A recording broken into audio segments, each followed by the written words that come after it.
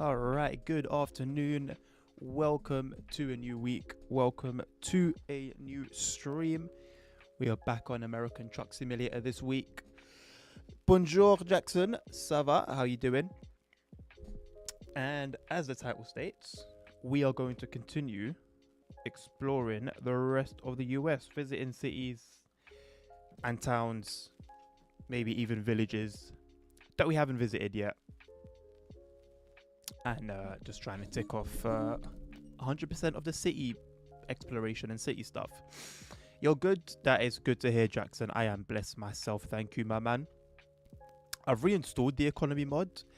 I don't know if it will affect this job. I think it already has, low-key, which is kind of cool. Hopefully there's no weird crashes. Because I figured it's a summer anyway. There's going to be long days. We ain't going to have to deal with too much nighttime. And yeah, I do prefer a more realistic economy than what the game has to offer by default. Your heat is back. Let's go, bro. Let's flipping go. Hey, it's going to be a good week. That alone has let me know it's going to be a fantastic week. That's good news.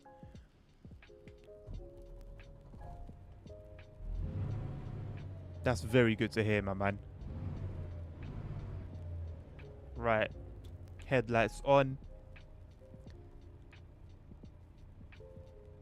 Put her in reverse. Handbrake off. Let's get out of here, man. I don't even know the way out, but we will figure it out as we go along. I think I'm going to go this way.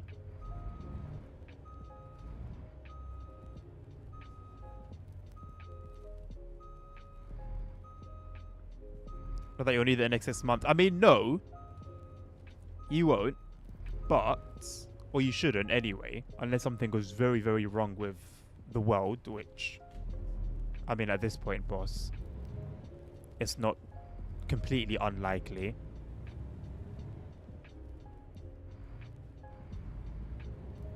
But, it's something that you ain't got to think about no more. And something that should have been done months and months and months ago. Did the same person install it that came around last time but didn't have the right tools? That would just be the icing on the cake. Audio levels look okay.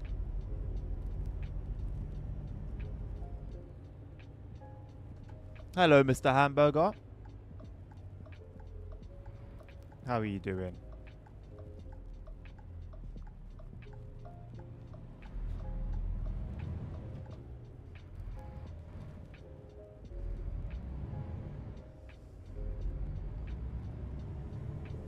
Can't see too much out of the mirrors, but we do have a hefty load, so we'll try and take all of our turns with caution.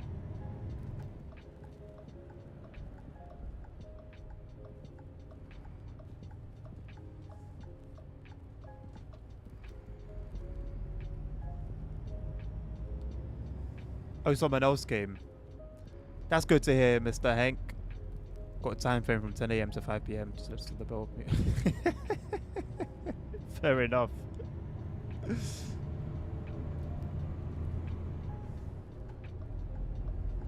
That's one of the benefits of having a doorbell. Because you can't rely on everyone knocking well enough or loudly enough to capture your attention if you're occupied doing, you know, whatever you're doing. Not just if you're sleeping.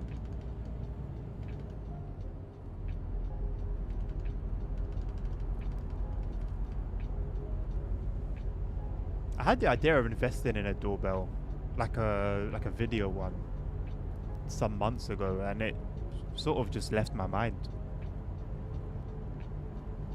Like with how much a lot of them cost nowadays, I think it would be worth it. They're not super expensive.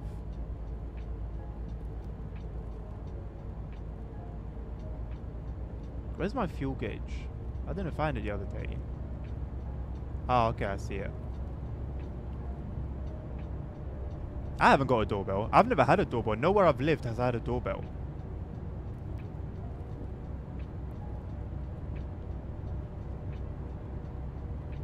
Like when I've lived in flats, I've had an intercom, but I think that's a little different than a doorbell. Funnily enough,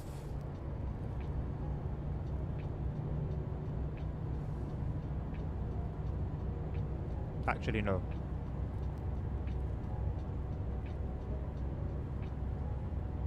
Yeah, like a little telephone. Yeah, so that's an intercom. I mean, like an actual doorbell that you have on your door, on your actual door, that people can ring. Obviously, you need to live in a house first to have that.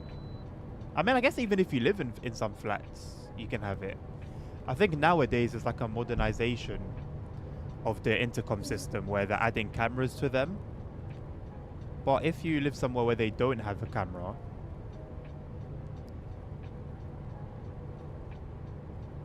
because there's a lot of times, like when I was growing up, because I grew up in a flat, like there were a lot of times that somebody would ring the intercom and then not say anything. In those situations, we didn't used to let them in. But then you'd have people that would knock on the door, but they didn't ring on the intercom, and you know you're not expecting anyone. Obviously, you can look through the little peephole and see who it is. But for the sake of comfort and convenience, it's always easier just having it on your phone, for example. You indeed need a door hang. Yes, that's an important piece of the puzzle.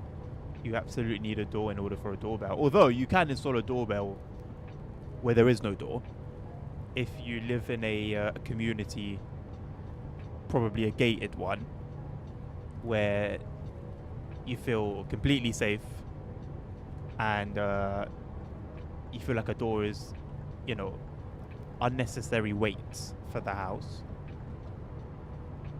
And you can still get a doorbell and then just attach it to what would be a doorpost.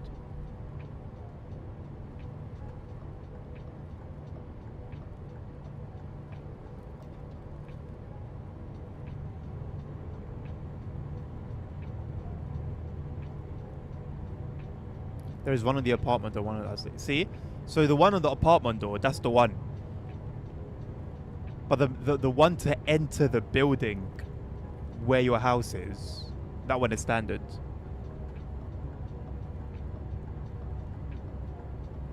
Some of them have cameras on them.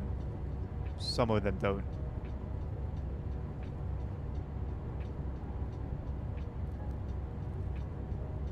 I never open the door and I'm not expecting anyone. I mean, if I'm not expecting anyone and I hear the door, I'll go and like look through the peephole. If it doesn't look like anyone shifty, I'll open the door.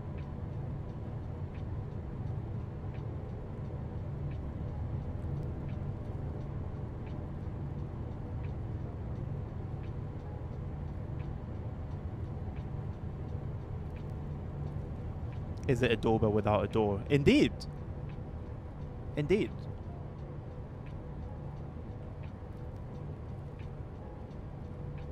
Because the name doorbell has been given to the device as a standalone.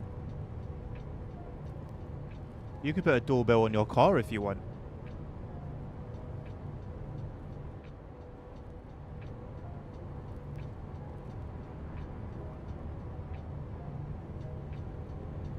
Never move in your apartment with someone, they might hear your footsteps. See, so that's the thing. When you, the risk of not being able to see who's knocking without having to go to the door, means you do open, you know, no pun intended, you do open the door to somebody knowing whether you're at home or not.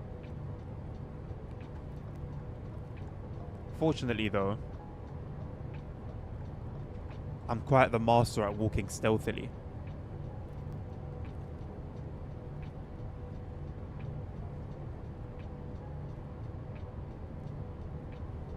It's a skill that has been perfected over many years.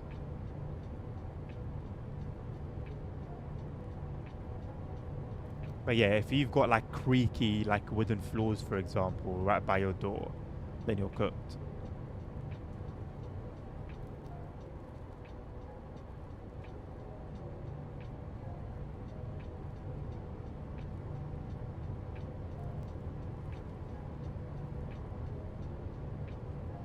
I haven't really had much water to drink today.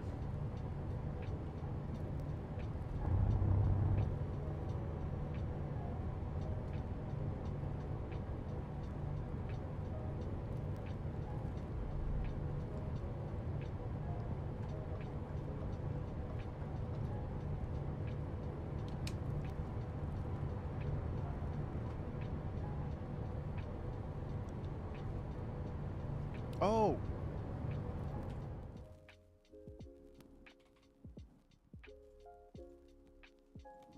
forgot about my boy Trucky.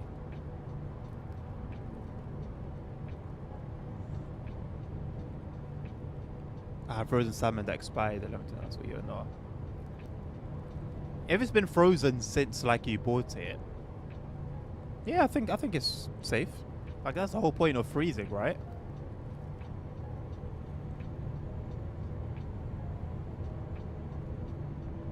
But like I would assume you have to eat it like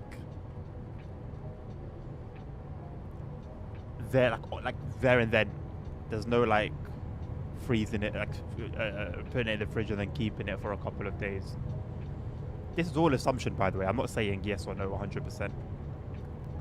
This is all assumptions and speculations. If it was me, personally, I would be fine with eating it on the day that I defrost it.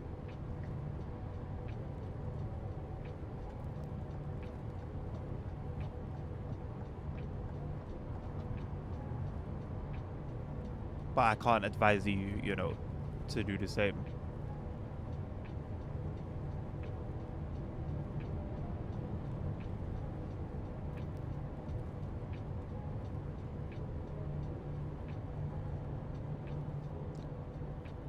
Also, given your kitchen experience, you're probably in a much better place to answer that than I am.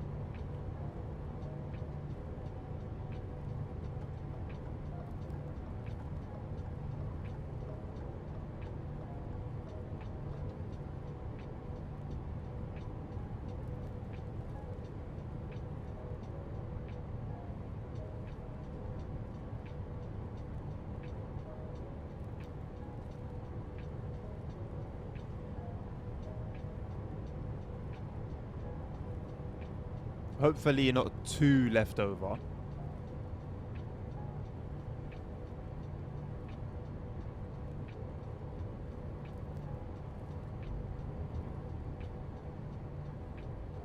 Also, the UK rework for ETS2. As someone who's driven alongside UK countryside, they've done a very good job. A very good job, I won't even lie. I don't really know what I was expecting. I think all I really wanted to see was more so the cities. I didn't really think about the country. But they've done really well. Really well.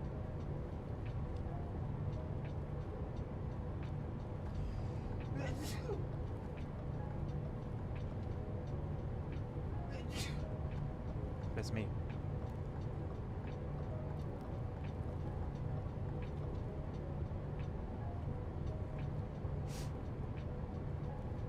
You can usually keep it a few months. Just a few months, Hank? I would think if it's frozen, it's frozen.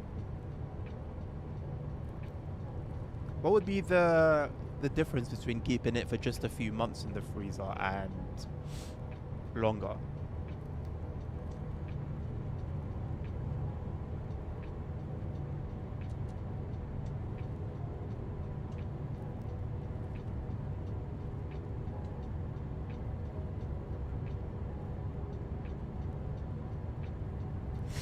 Right, it's approximately 15. Oh, you're alright.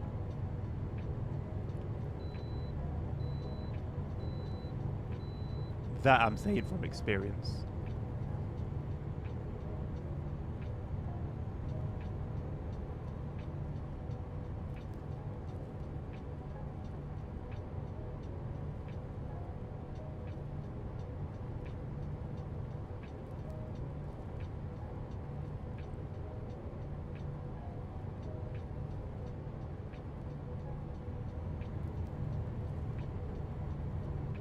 That looks very cool. I like driving through stuff like that at night. It's very atmospheric.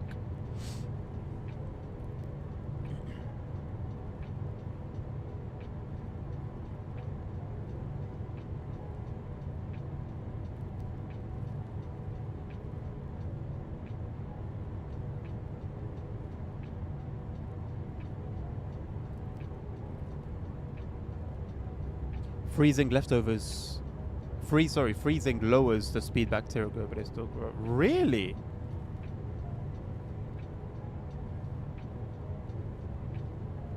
I didn't know that.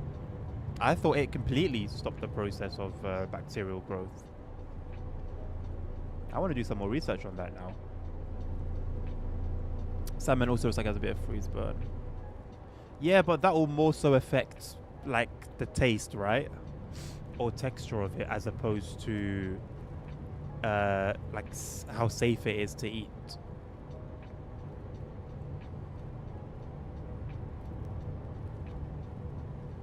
How do you avoid freeze burn? Just by not having the freezer too cold? Or is there nothing you can do about it?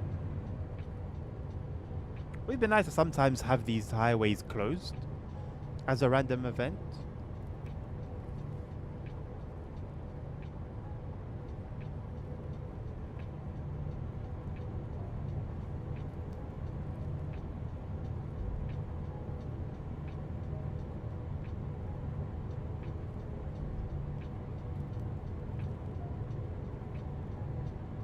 Shall I start playing with fatigue simulation on again?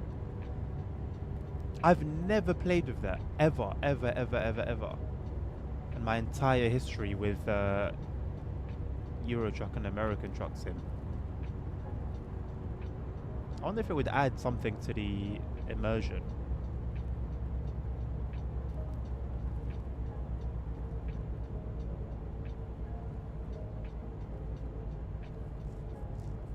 Because my logic is, if I'm going to play it realistically, then I'm the driver, right? And I'll go to bed when I'm tired. Like me. Not my character in the game.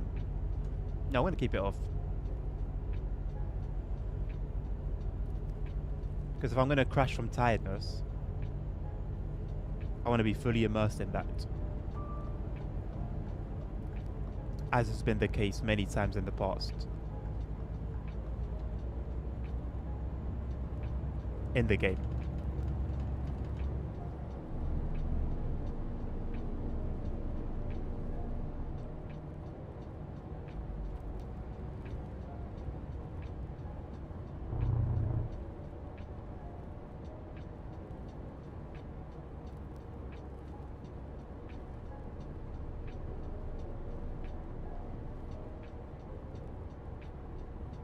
Why are you making such difficult food? What are you making today, Hank?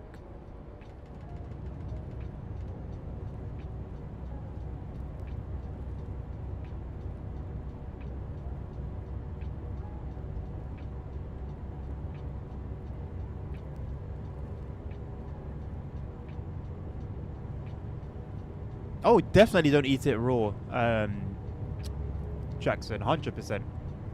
Don't take the risk, man.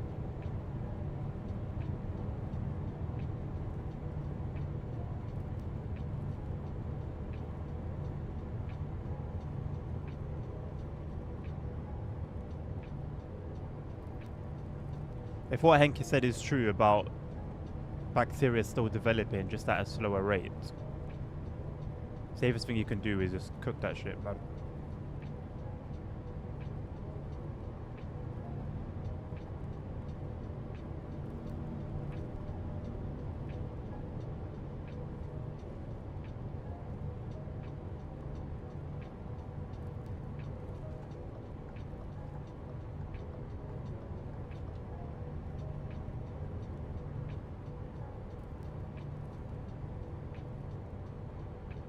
You know what I haven't checked? If Pro Mods Canada is released. I might have a little gander after this this drop off if I remember. Shouldn't be too long between installing it and playing it again. If it is the case. Gonna start making very simple historical food next days. Mongolian meat soup. That sounds quite random. Lamb with potato sounds good. What does Mongolian meat soup consist of? Oh. The thing people used to eat wasn't always processed. Yeah. That's always going to be the better way to go. You'll lose convenience, but... The thing is, though, you say that, but you even have to be very careful of the meat itself. Because even the meat itself isn't like what it used to be.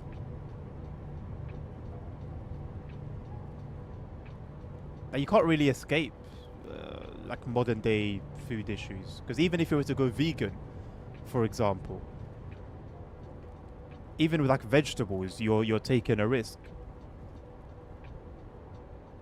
Because you don't really know what fertilizers and other chemicals that they use.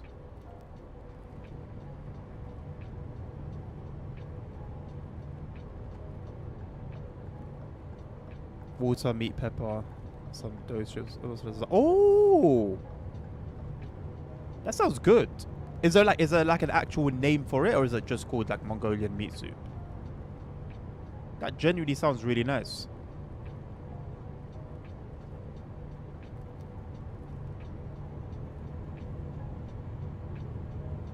Glad you've got a respectable butcher. I don't know how things are there, but I feel like butchers are becoming a thing of the past here. I'm starting to see them less and less.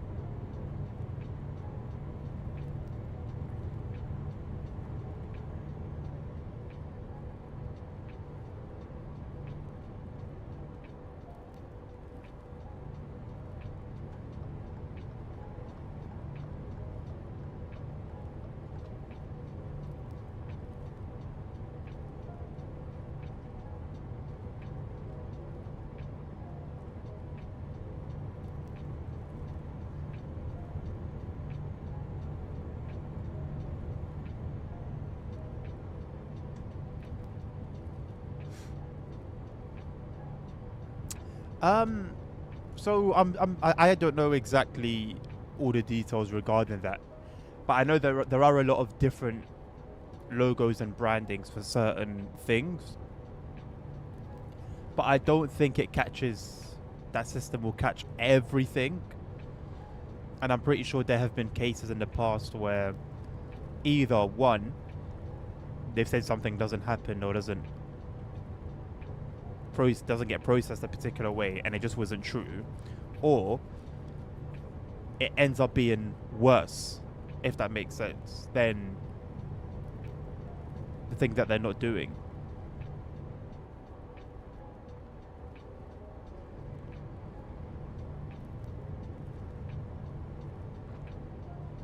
Sagan Shulen. I'll bear that in mind. I'm a big fan of like soup with like a lot going on. Not a lot going on, but you know, some meat in there. Different types of vegetables. I don't have like any particular favorite, but just the general kind of idea of all of that coming together, I do like.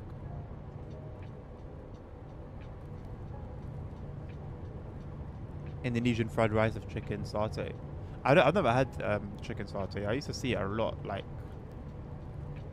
in supermarkets or like takeaway places. Is it made of peanuts by any chance? Also, Jackson, what's pad krapao? Don't think I've heard of that before.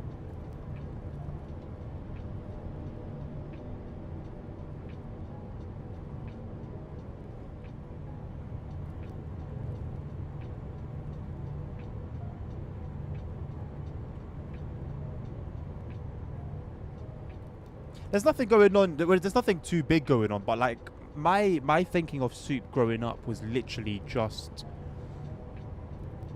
like the liquid itself, obviously seasoned and you know it's got whatever flavor it has, and like very small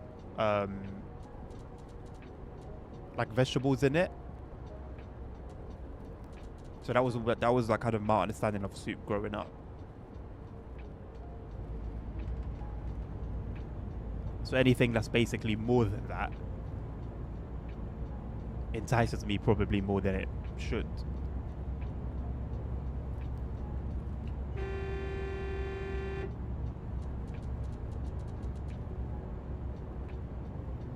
Bro, either speed up or slow down and let the truck continue going. What are you doing?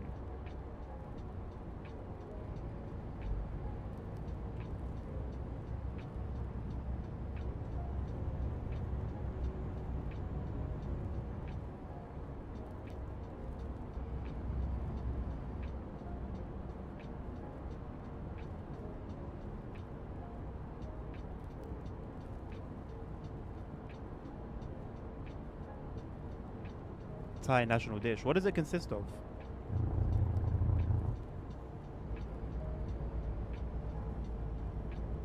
Frying peanuts. Ah, okay. That's probably why I haven't had it. I started to think to myself, is there a reason why I haven't had it before? And then I thought of peanuts. There's something that I haven't had that's made of peanuts and it's like pretty popular. To be honest, there's quite a few somewhat popular foods that do have peanuts in them. I'm pretty sure that's the reason for this one specifically.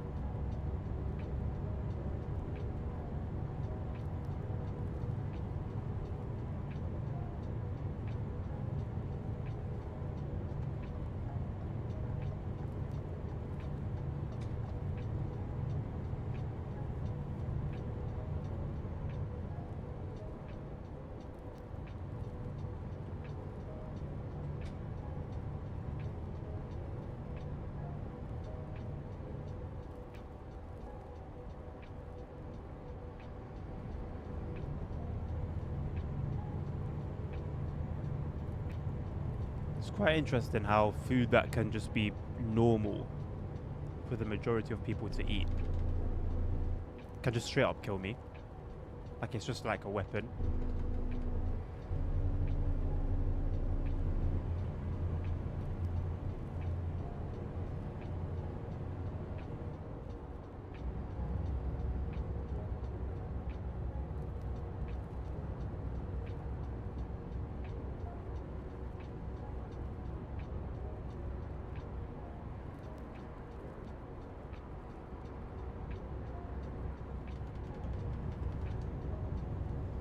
Okay. Sounds like a very average Thai dish, Jackson. But I like it. I like I tend to like those kinds of foods.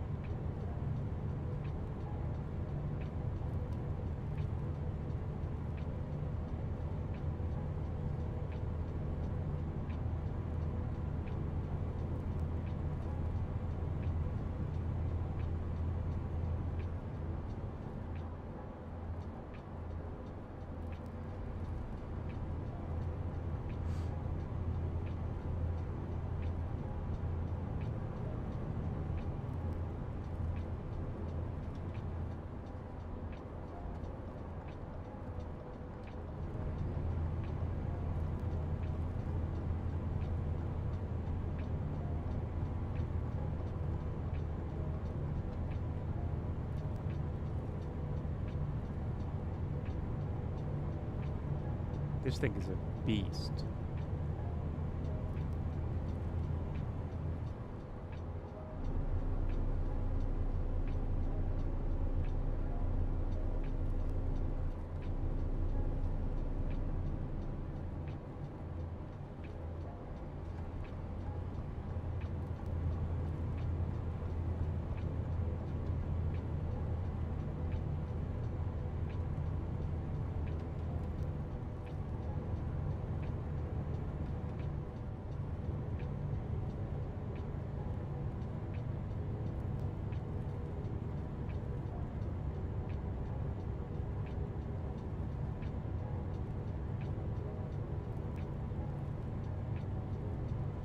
Bish Barmak.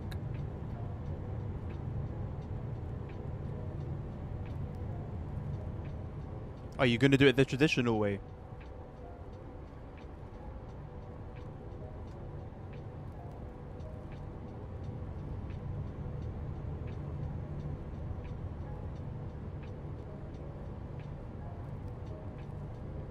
So is it another kind of like soupy dish then? Yeah, you did say it's similar to the Mongolian one. Okay.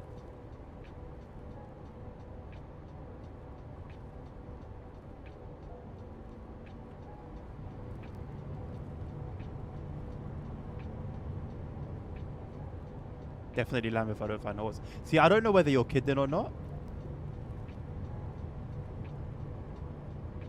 Like, are you actually going to invest in searching for horse meat? I don't even know what the law is with that in Germany.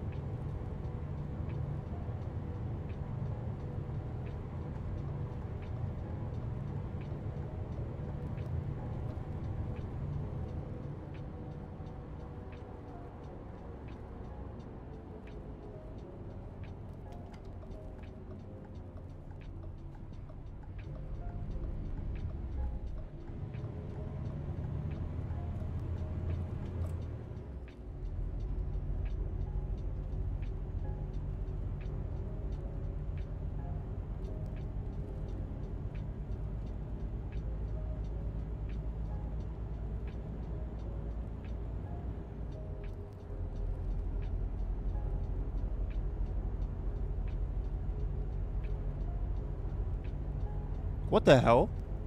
You guys had that as well. So did we. I wasn't even going to mention it because I thought like, yeah, that's just a UK thing.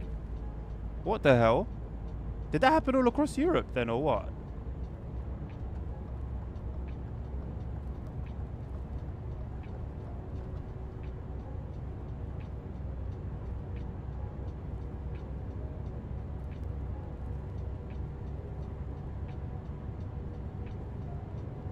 Well, eating horse is an odd concept for me. But that's simply because I've never eaten horse before and it's not really something that you see sold normally. So for me, it wouldn't necessarily be like nasty or disgusting, just more so weird. Because of those reasons. Same for like hamster meat. I think is it Argentina or Peru where they eat like hamsters. Oh, not hamsters, sorry, guinea pigs. I wouldn't necessarily be disgusted by it, but it would be odd to see or to think about.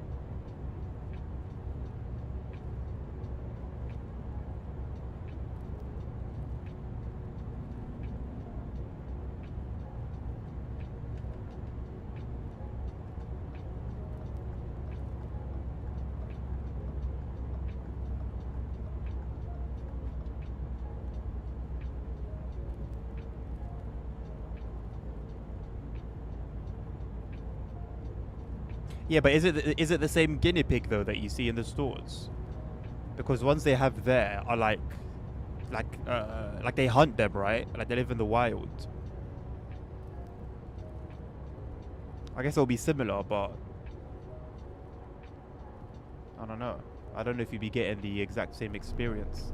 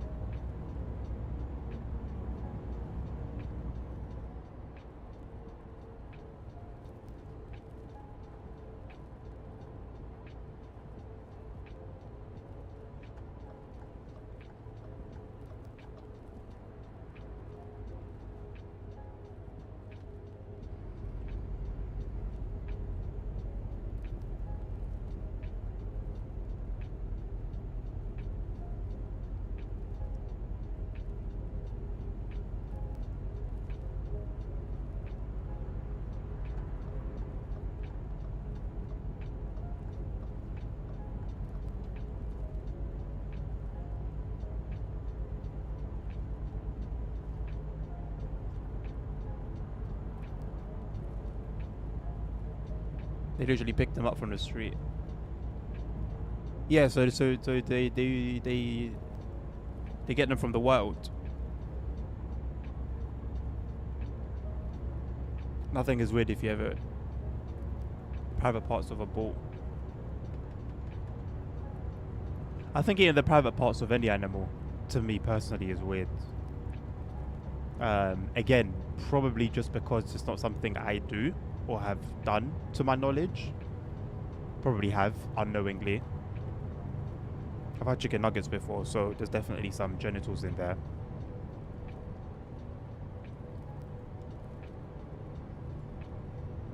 I think ultimately though, like,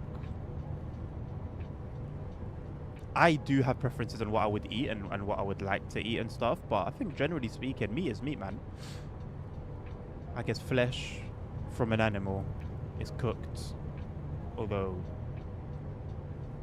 I guess there are some parts that you can eat raw. For the most part, it's cooked.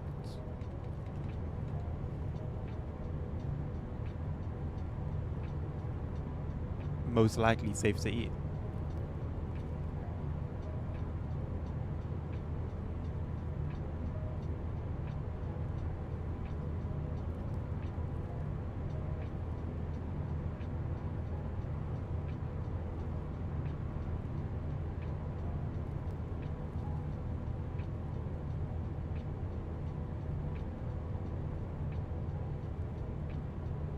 Liver is also good for you and your hormones. I'm not a fan of it, man. There's quite a decent amount of liver in like Moroccan cuisine.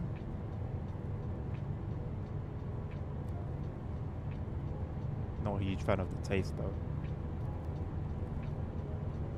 We need to get back to eating for health and not enjoyment. Yes, but it's not exactly made easy for us, generally speaking. Healthier foods usually are a lot more expensive than unhealthy foods. Unhealthy foods are a lot more convenient. I think a big part of it is the like the money part of it. Convenience is probably the second biggest issue.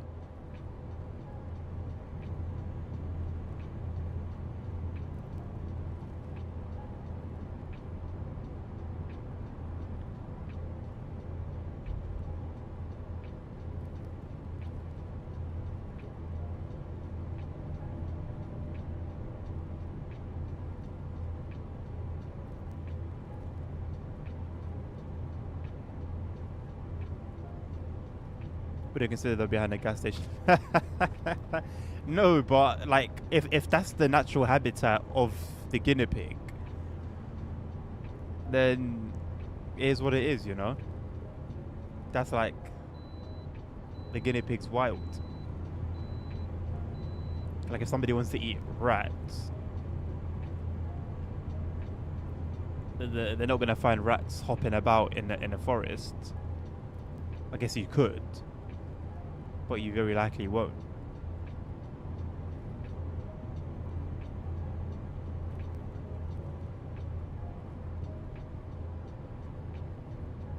I guess that's more of a hypothetical example than a literal one.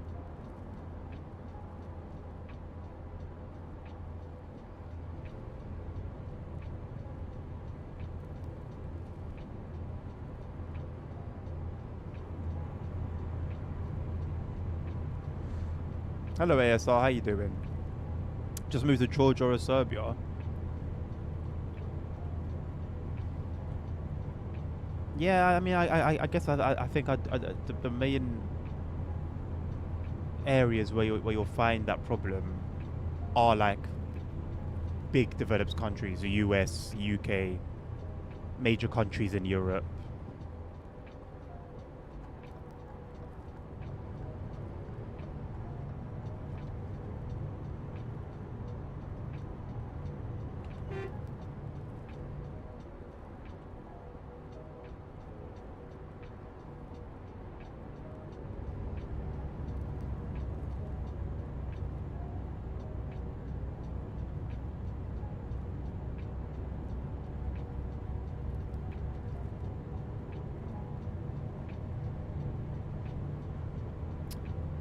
We've just gone past Salt Lake City, ASR. I don't know what state that it's in, but we drove past there about 5 minutes ago.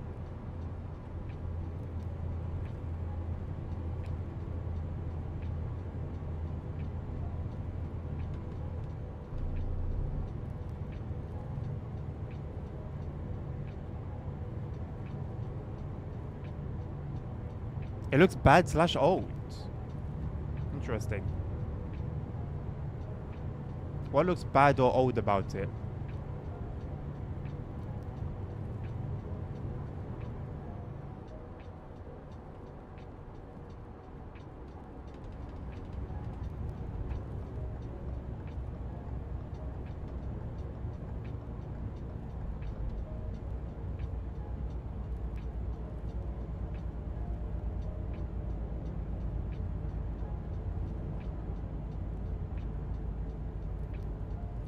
Color palette looks awful. Okay.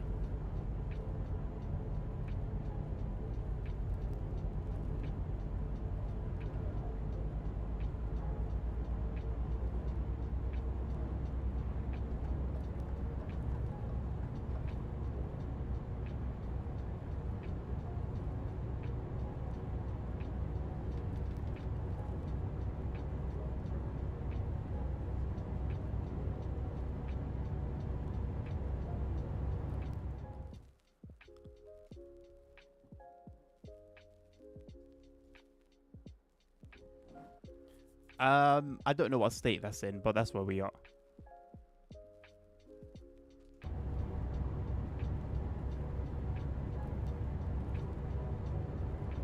It's definitely one of the older DLCs. I don't think the color palette looks awful though.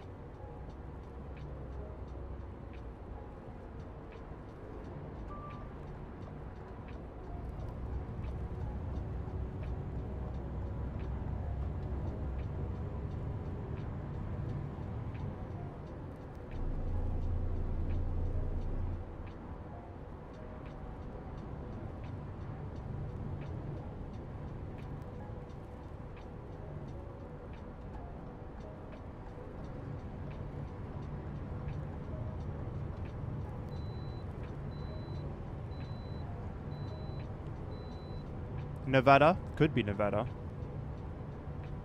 Today I saw one thing that Bill's gonna hate.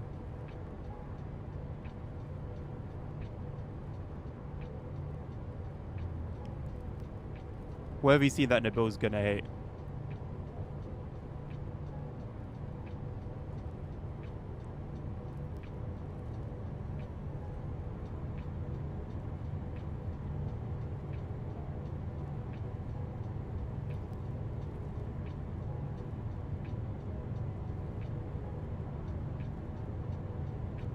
You saw a Kibbo in the high speed line in Simro. I don't even know what that means. Well, I know what it means, but as in, like, I don't know why. I don't know why that's bad, you know?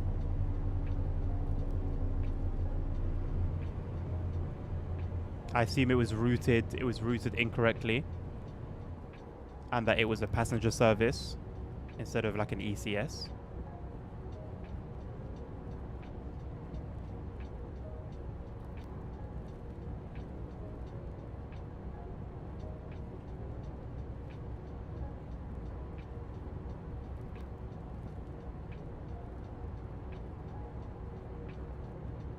Why does he hate the kibble?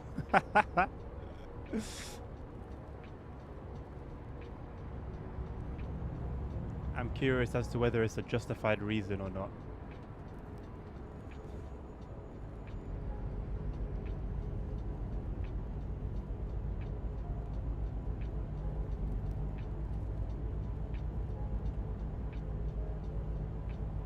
I want to do those sorts of ECS moves. I don't know if I've ever done any.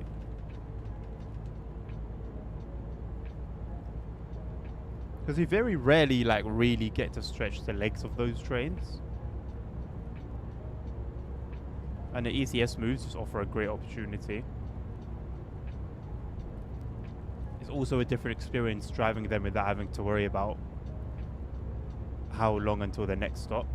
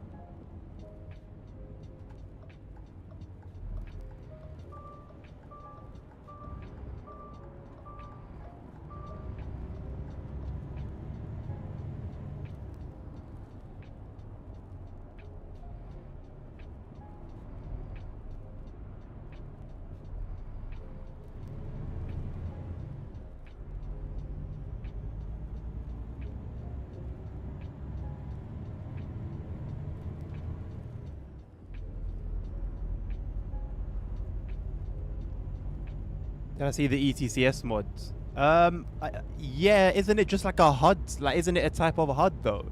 I didn't actually like click on it, but I just saw the, you know, the little image that pops up when you paste the link. Like it looked like an external application, like an API application. So down into the game. No, you know, having your own conversation, innit? I just let you. I left you to it.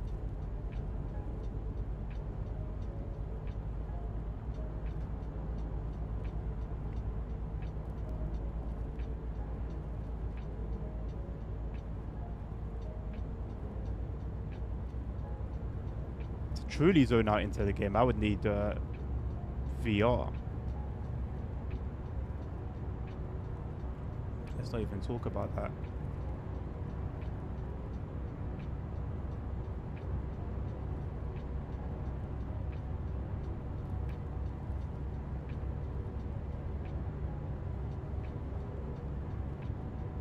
My VR headset came with 2 dead pixels. And I never really like understood dead pixels properly. It's only in recent years that I realized like what they were.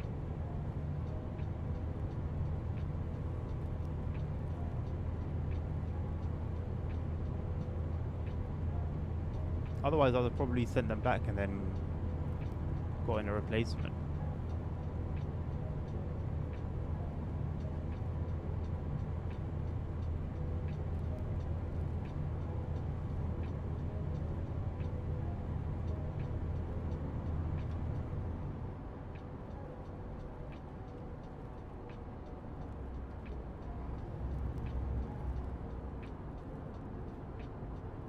I feel like the game automatically creates traffic for you when it senses everything's going too smoothly.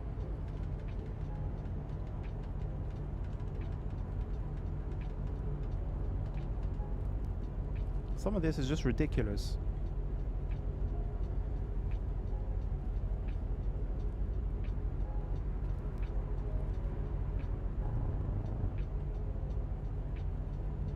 Imagine the shock for like a good American. They could even make it at least seem like an actual DMI. They just did TSW UI in ETCS form. I mean, what more could you do? Like,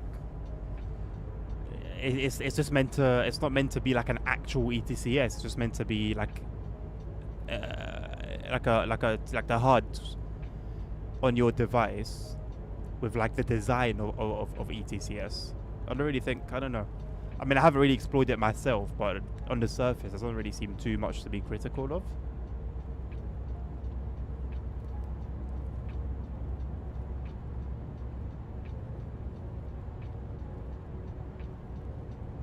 Like, again, I don't think the point was to actually make it an ETCS. Just the design. Well, I read recently that apparently TSW, not TSW, it would have been Rivet, did improve the ETCS at some point, but I don't know when exactly that was and if I've played that route since then, because I think I've only ever played that route twice, ever.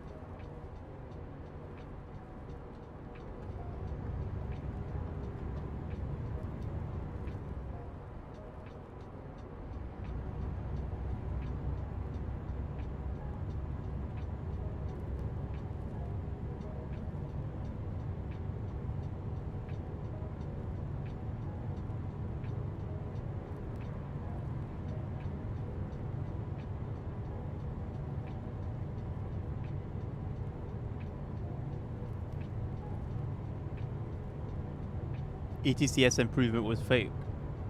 Right.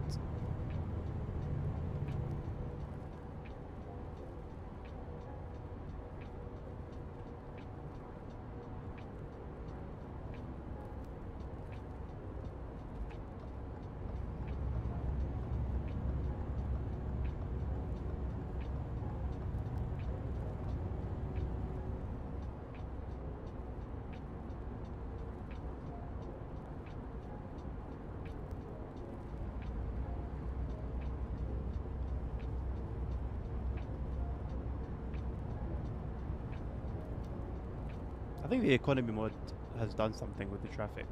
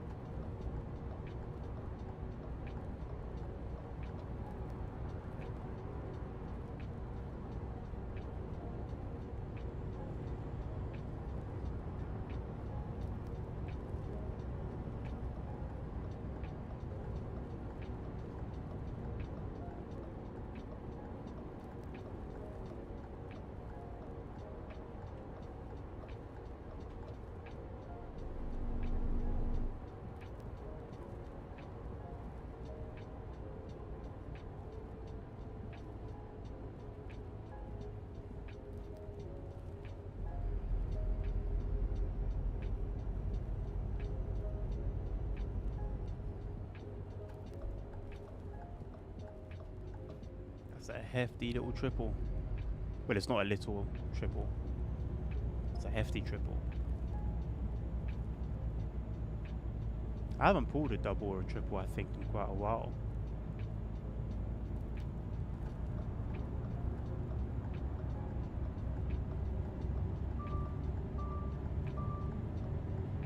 If you slow down, they start speeding up again. And what was that?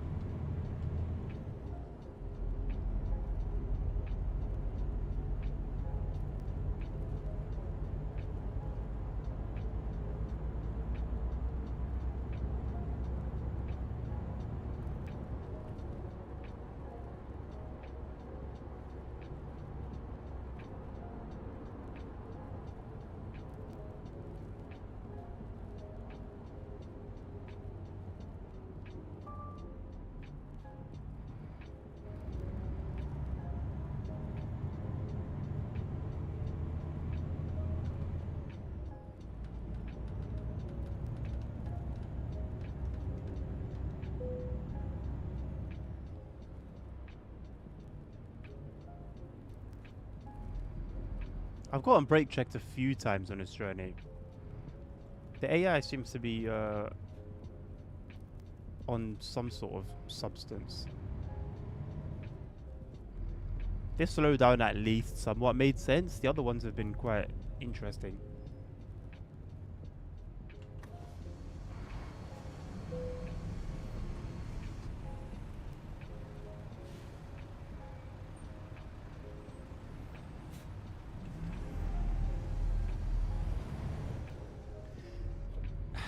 ETS2 and ATS still have a long way to go in terms of development. I'm not going to lie. Ram him? Well, see, if the inspection was done properly and... What are we doing?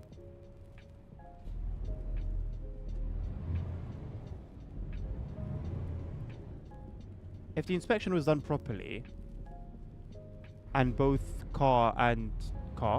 both truck and trailer were checked with, you know, people actually walking around and checking whatever they're checking for, then there'd be an opportunity there. But it's just done in such a lazy way, man. SES has done a lot of things like very well, don't get me wrong. They've done a lot of things well. But aside from map DLC, neither game has really developed forward. There's been one graphic overhaul since both games released. Euro Truck received one AI behavior overhaul. But the physics have never changed. Like, actual features haven't changed. Like, okay, now you can actually see some trailers actually, like, loading whatever you've gone to pick up. How is it that so far into development that's only just started to become a thing, and it's still very, very, very, very limited? Certain checks, the checks are either like that, like what we just saw, where you just have a small box that says checking in progress or inspection in progress, or you have sometimes, very, very rarely, a cutscene, but a very basic cutscene where there's not much going on. Like, the most that's happening in the cutscene are the camera movements. So again, it's been like good that the DLCs have been coming, and you know, they've been most of the time they're quite good. But the core game and its features haven't really gone anywhere.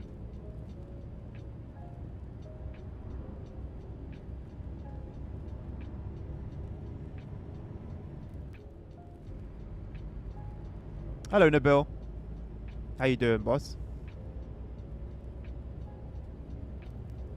New week, new adventures. This week, LWD Adnan dives into a packed simulation schedule. Excuse me, how does it know my schedule?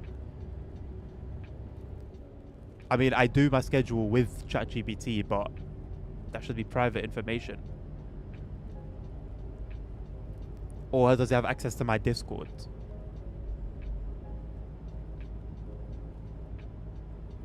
Or is this something that you've written? It sounds like something that you could have written.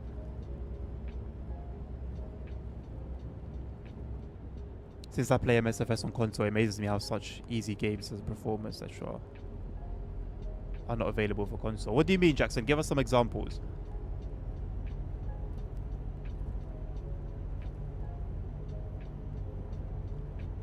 Did you give it the information about the schedule as well, Nabil? Or did they already know that?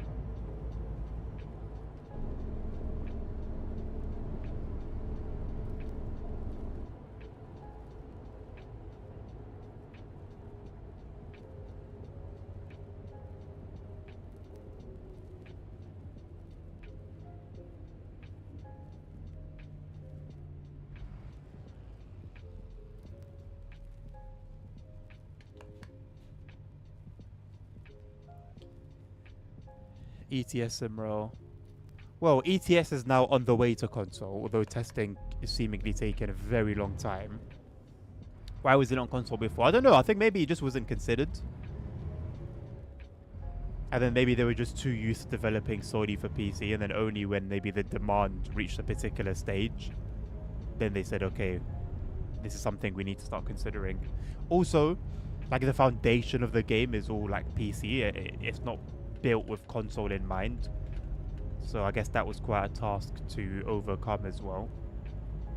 Like back when this game came out, no console was handling a simulation title.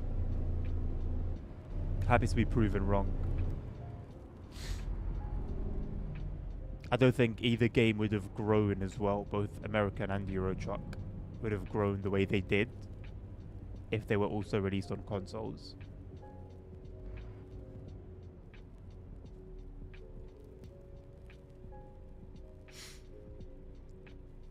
Okay, AI is not that smart yet. I mean, bro, just depends what it has access to, isn't it? Some VR shooters. I don't know. It's possible that the situation of VR could actually be a lot more complex than what it may seem on the surface. Because again, it all comes down to like the code, right?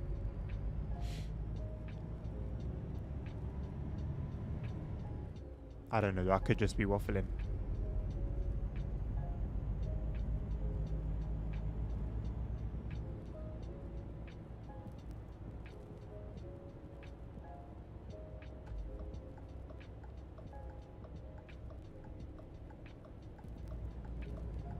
I had to use Gemini as well because ChatGPT was just rephrasing. ChatGPT is an honest, like, is honestly just an absolute spastic sometimes.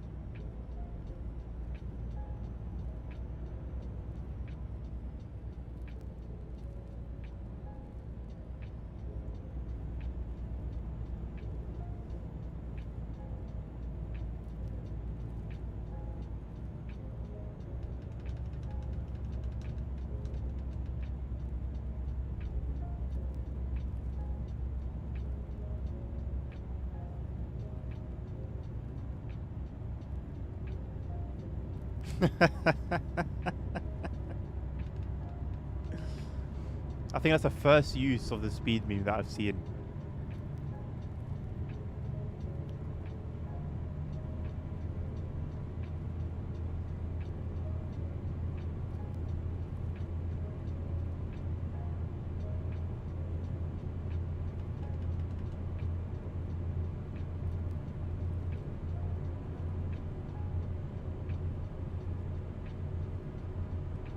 PS5 is definitely way more competent than I imagine it to be. It's definitely competent. On any machine, there'll be limitation. I think the thing with PC is that there are just so many different variants. Like, game devs can't limit their games because there's just like, I guess the only limit they really need to adhere to is like what the high-end stuff can run. And the PS5 is more akin to like a maybe mid to high-end setup. I think more mid setup. But it's like a standard, so all developers really need to do in that case is simply adjust the settings, like what they've done with MSFS. Although, in my opinion, and I've been saying this since like PS4 days, I think console games should have the same level of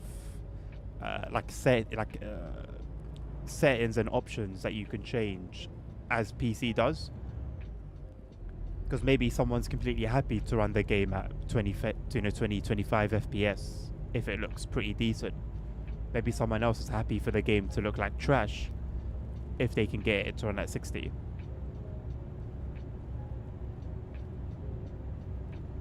But then at the same time, kind of defeats the purpose of having a console in the first place. People have a console for convenience because they don't want to do any messing around. They just want to switch the console on and start playing straight away.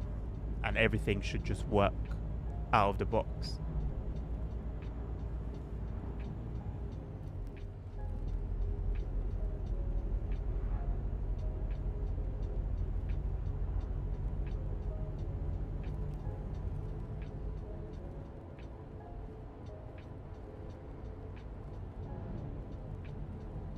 Another day, another expired timetable has been found. How old is this one now?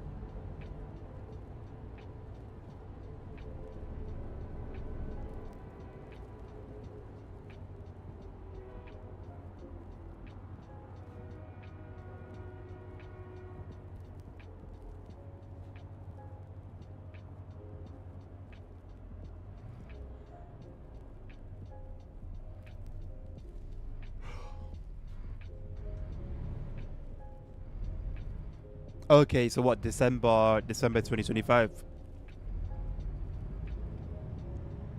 So is it that that whole line has just been like abandoned or what?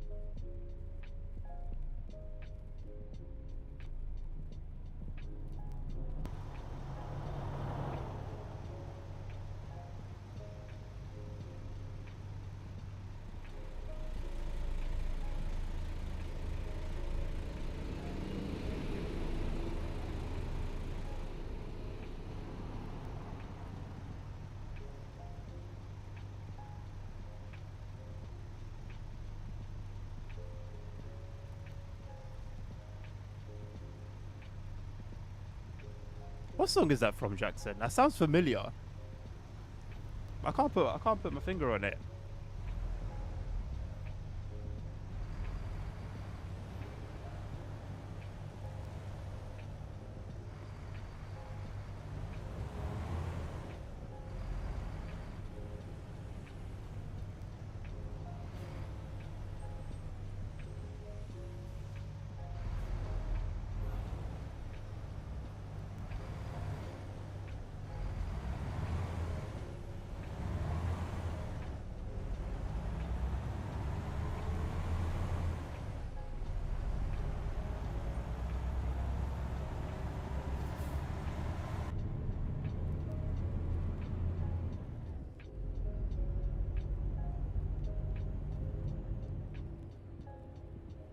Maui Wowie.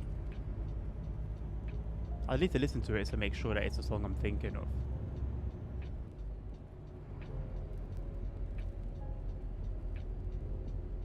It may not be because I've never known it by title, and that title just looks unfamiliar to me.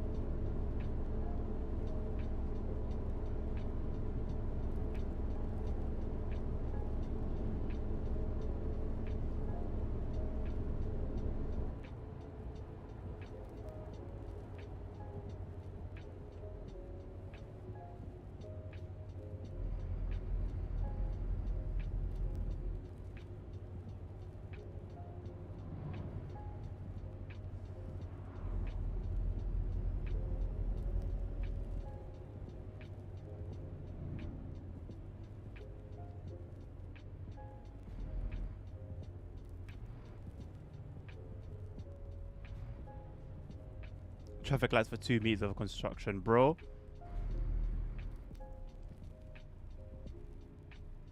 It's London in a nutshell. There was one that I was stuck at for like 10 minutes on Friday.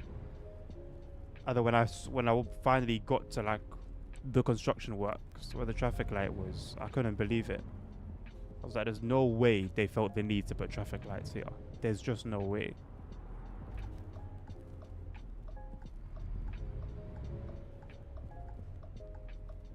Also, I've got my PS2 emulator. I've got Ratchet and Clank. Can't wait to play through it. It's only on, well, in 2026 on a monitor like this that I realize how bad it looks graphically. I need to do it nonetheless.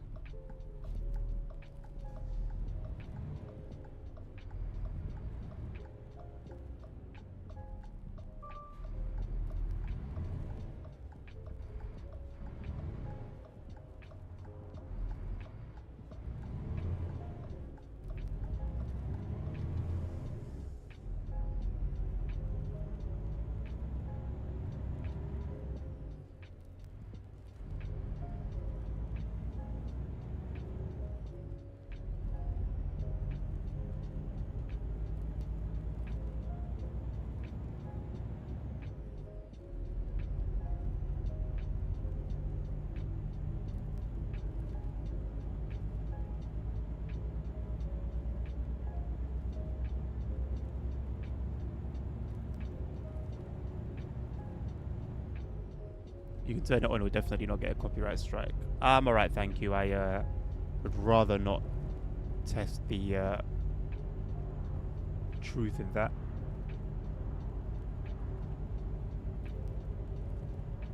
When Ratchet and Clank, you know what? I genuinely, like, when I started streaming this, I started streaming, then I loaded up the game, and I just saw the PS2 emulator on my desktop, and I thought about it. I don't think anyone would be interested, but I did think about it.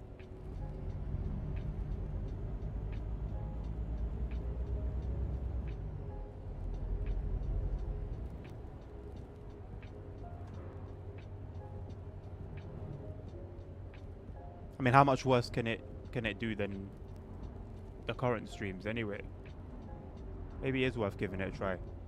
Because I don't really know when else I'm going to play it. Because I'm planning on spending what little time I have in the afternoons for LMU. Obviously the evenings, most of the time, it's a beautiful sky. The evenings most of the time is going to be, well, other games that are not Ratchet and Clank. So I'm going to have like a very, very, very, very small window to play it when I do get the chance. You're gonna, okay, if you're interested in it, Jackson, truly, that's you.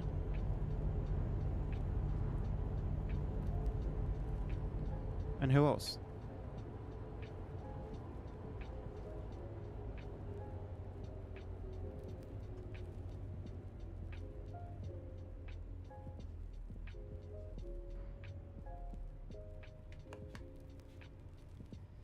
Need to find stuff for Windows to play TCM. Bro, that's not even on my mind anymore, man. That's not even in my mind anymore. I think the only way to get serious playtime in that game is to stream it.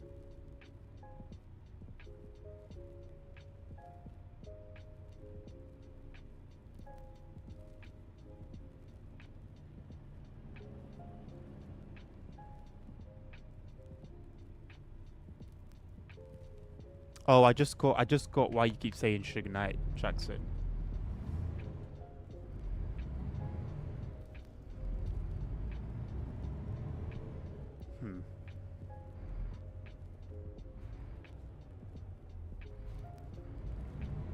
What do you mean all talk, no action? What talk have I spoken?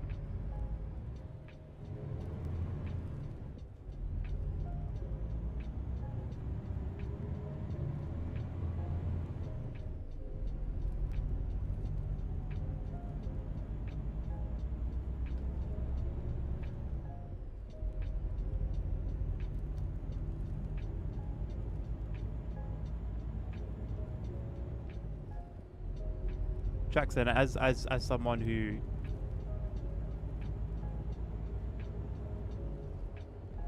I consider somewhat, you know, as a friend, as far as online goes, I need to be honest with you, boss. You know, I think honesty is the best policy, as they say.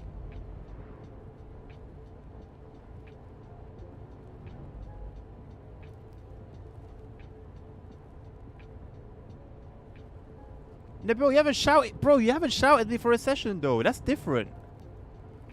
That's different. That's specifically you saying, "Yo, like, my stuff is on point now. Let's, let's like try it out." Basically, that's different. That's something I would do in like my spare time. Yeah, you, Jackson.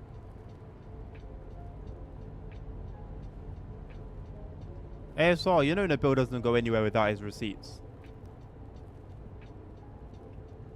The guy will bring back with timestamp something from 4 years ago and say, "Yo, look, you said this and you didn't do it."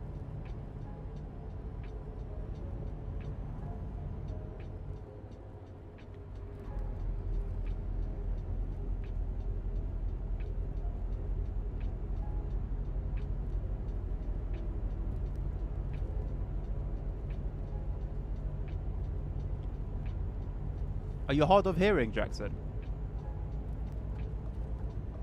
It's an unfortunate. Did you end up eating that salmon raw? What's going on here?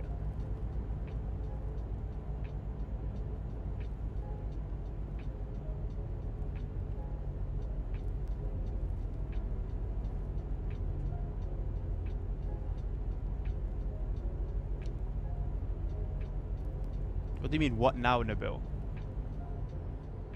What is that in reference to?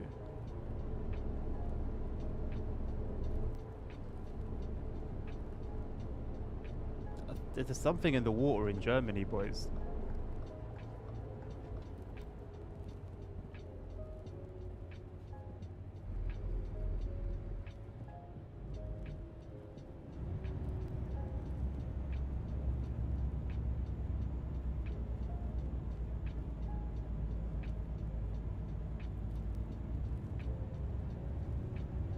I mean, no talk, all action. Did you not hear what I said? Are you not are you not rage baiting? I know Jackson's just lost the plot. What's your angle?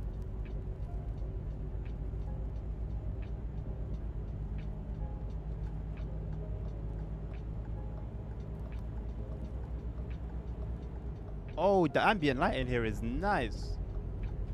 Yes, please. I should get some ambient light in and put it in my car.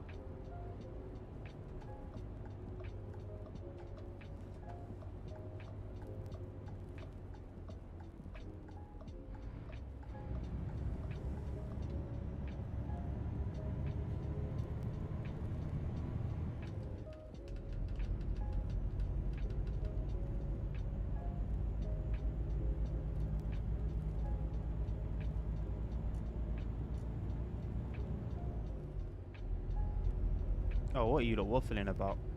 I'm gonna make chat sub only. Oh, wait, you guys are both subbed. I'm just gonna mute chat.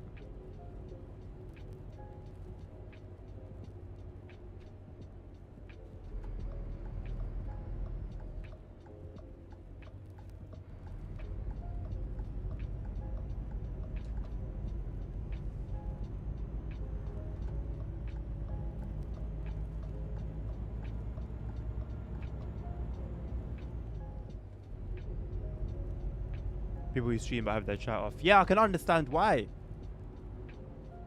If they've got Jackson and Nabil in that chat, I understand why. Peace and quiet equals sanity.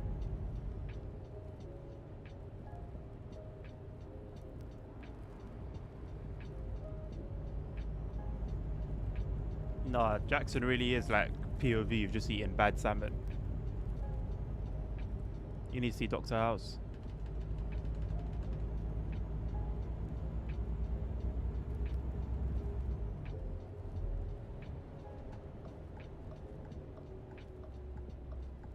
Dr. House has been an interesting series. I'll say that much. God bless America. Right turn on red. I mean, it just makes sense, innit? Like, it's just... Like, how convenient is it? It just makes sense, man. Why wouldn't you turn... Like, why wouldn't you be able to turn right on red? So, as long as it's safe to do so, you treat it like a stop sign.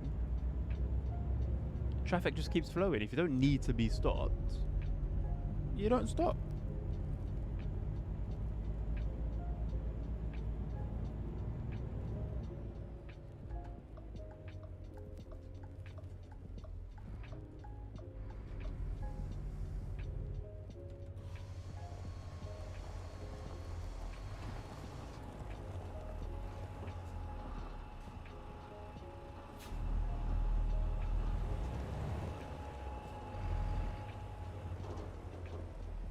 I'm not quite sure what the situation is here. Generous coming in from the rear. I also have some damage to the trailer. I'm not quite sure when that happened. Don't know if it was today, if it was last week, whenever I last played, Friday.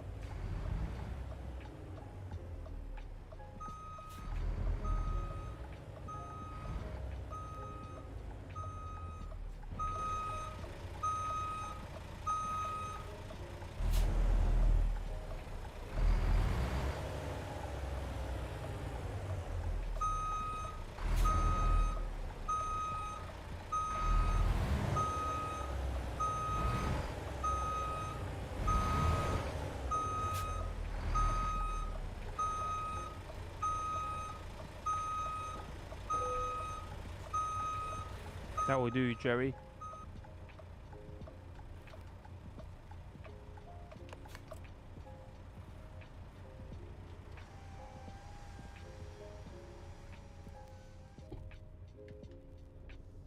Open the window so I could let my head stick out. What are you lot doing? What are you doing? You're hurting my head. I've literally chosen to put this game on the schedule because it's peaceful. I found it very peaceful last week. Why are you just undoing all of my efforts?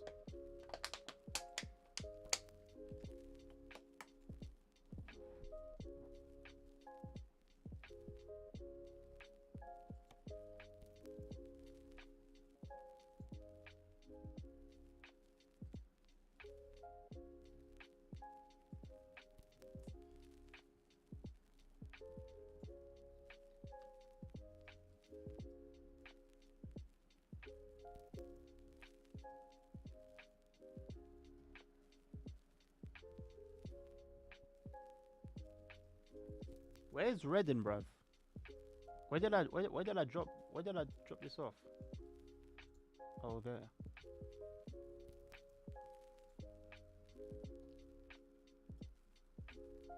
New Mexico. Yeah, I think I'm happy with that.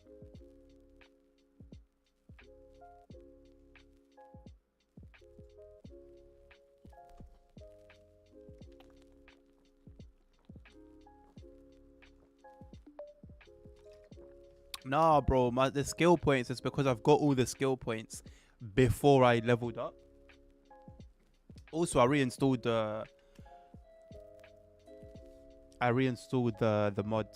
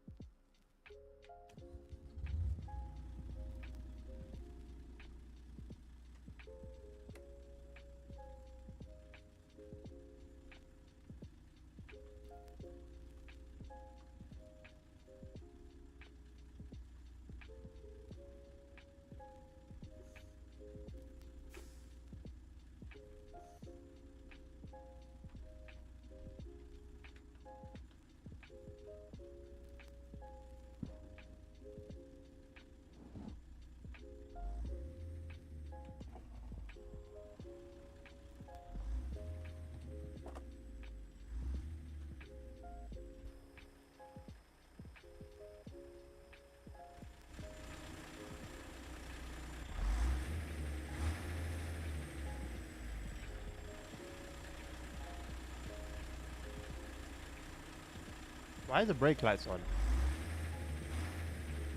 I turned the retarder off.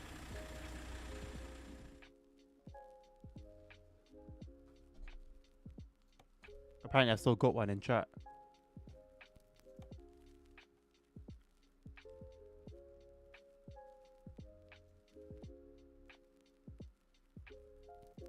Wait, why? What the hell? Why did I lose that button for? Any plans for the week? Like, what do you mean? Like what?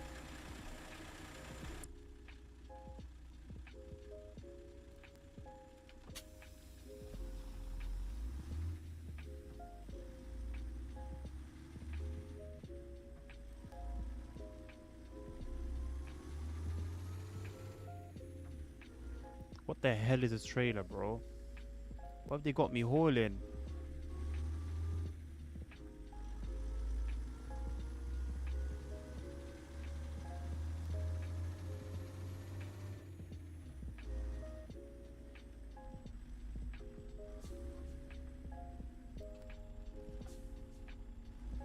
Oh,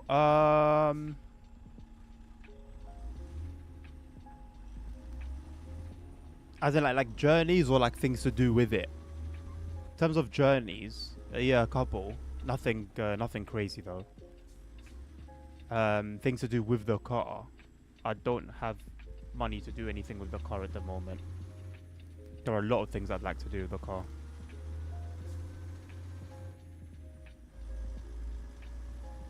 My tire was almost flat. So I pumped all my tires up yesterday.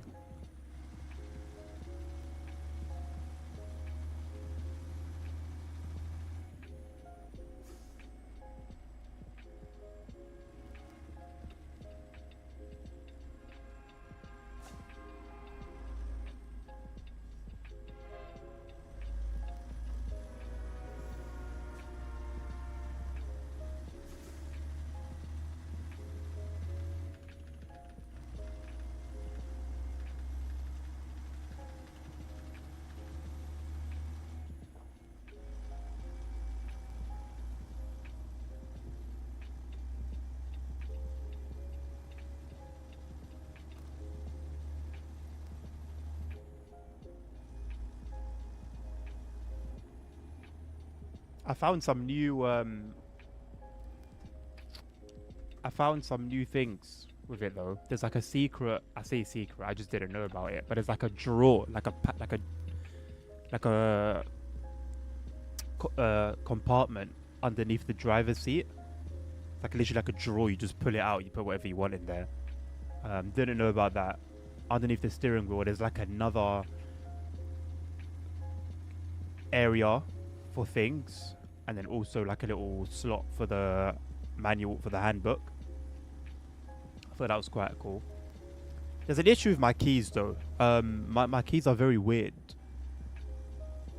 So I've got 2 sets of keys, and in none of them was the remote functions working. So I've been unlocking the car with the actual key, like manually.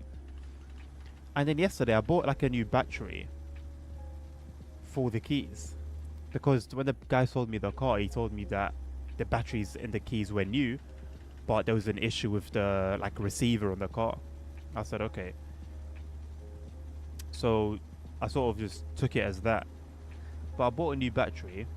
I put it in the key that I've been using so far, and the key started working. I was like, oh, this is a battery thing then. It just didn't have like a good battery inside. But here's the thing. So on the key, there's just 2 buttons, unlock and lock. The lock button unlocked the car. The unlock button didn't do anything. And it was doing that consistently. I thought, like, this is very strange. And that key was like, you can tell it's been through a lot. It was an older key and it was like ripped a little bit. So the other one that I had was like a lot more newer. The only reason I wasn't using it because I wanted the Peugeot logo on the key, and that one didn't have any logo, but the old one did. Also, the old one had like, the key wouldn't like come out when you press the button, so you'd have to like press the button down and then you like pull the key out. It was very janky. Anyway, so I've put now this battery that works into the newer shape remote, and straight away, boom, lock works. Lock button locks the car. You're taking the piss. I absolutely do. You're taking the piss. Lock button locks the car. unlock button unlocks the car. Okay. It was doing it like normally. So I said, okay, nice. That was an easy fix. And then I spent some time. This was this morning. Then this morning / early afternoon. Then I spent some time looking through the manual. That's when I looked through everything, and I found out that there's the drawer is underneath the seat. And I just like learned some more things about the car. So I was like, okay, nice. I've read through the whole thing. I know all there is to know about the car. Cool. Got my stuff. Hopped out the car. Closed the door. Pressed the lock button on the key. Nothing happened. Interesting. Press it a couple of times. Nothing happens. Okay. So I press the unlock button a couple of times. Nothing happens. Interesting. But when I put the key inside the door, it works completely fine. You turn it one way, it locks. You turn it the other way, it unlocks. Okay. So now I'll go back in the car to see what's going on. So now I put the key in the ignition and I try to like reinitialize the key. There's a method to reinitialize the remote so that it connects with that specific car. So I tried that a couple times, didn't work. And usually you just turn the key to like where the electrics turn on. You don't need to turn on the actual engine. So when I tried it a couple of times with just the electrics and it didn't connect, it didn't solve my problem, I said, okay, let me just try it with the engine on. So now I've tried to turn the car on. The car didn't want to turn on. I said, okay, this is now a new problem. Turn the key back. Turn the key again. Try to start the car. The car doesn't want to start. This is a new problem. And then on the dashboard, there's like a triangle, yellow triangle with an exclamation mark. I go and check the manual. What does this mean? Major faults, and the fix is to take it to a Peugeot dealer. I said, okay, let's forget about this for now. So I left it, turned the key off. I left the car as it was. Now I'm putting the battery from the remote into the old one. Not the old one, but the one that I was using before. Press the lock button. That was unlocking the car before. Nothing's happening. Press the unlock button. Nothing's happening. Take the battery out, put it back in. Nothing's happening. Put the battery back in the newer remote. Unlocks. Locks just fine. 10-15 seconds later, it stops doing anything. So clearly there's an issue somewhere, either with the keys or the receiver in the car. That's just something I'm going to have to tend to in the future. But now back to the car itself that didn't want to start. Put the key back in. Try to start the car. It starts fine. Leave it on for a little bit. Turn it back off. Then I tried that 2 more times. It works completely fine. I said, you know what? I've had the car for 2 months. I've been unlocking and locking it through the key completely fine. Engine works completely fine. I'm just going to leave this alone. And when the time comes to take it to a dealer, I will do that. I am going to go to a dealer. There's a lot that I want to do. I want to fix basically everything that's wrong, which is going to be very expensive at a dealer. It's going to be expensive anyway, but it's going to be very expensive at a dealer. But I want to do it like properly, you know, especially for at least the first service of the car and maintenance and repairs. So that was today's story of the car.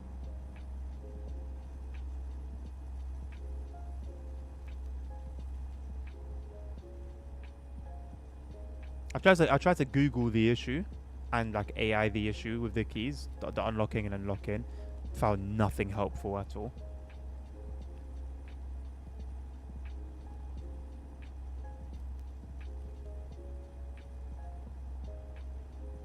Why invest so much into it? What do you mean why invest so much into it? I want a car that works properly. I don't want a car that's like half broken.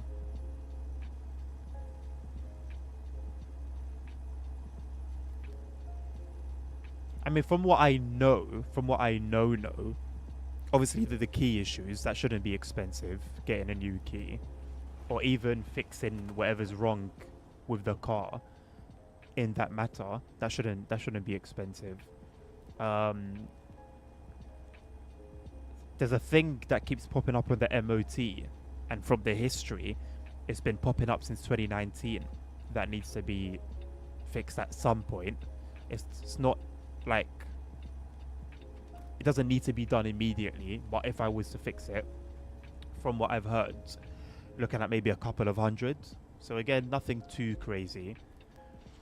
You know what? Honestly, that's it for the things that I know. One of the wheels is missing like the Peugeot logo. If I was to sort that out, that wouldn't be expensive. At some point, I do want to get new wheels.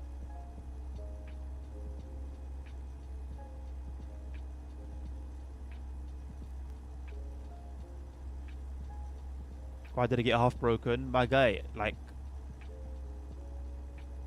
that was the most I could get in my budget. As a matter of fact, if I was to like put the car on sale, I wouldn't put it at the price that I bought it at. It's worth, like, even in its state, it's worth more. 2010 Jackson. He just delivered an oversized load. I'm not going to ask any questions on that matter.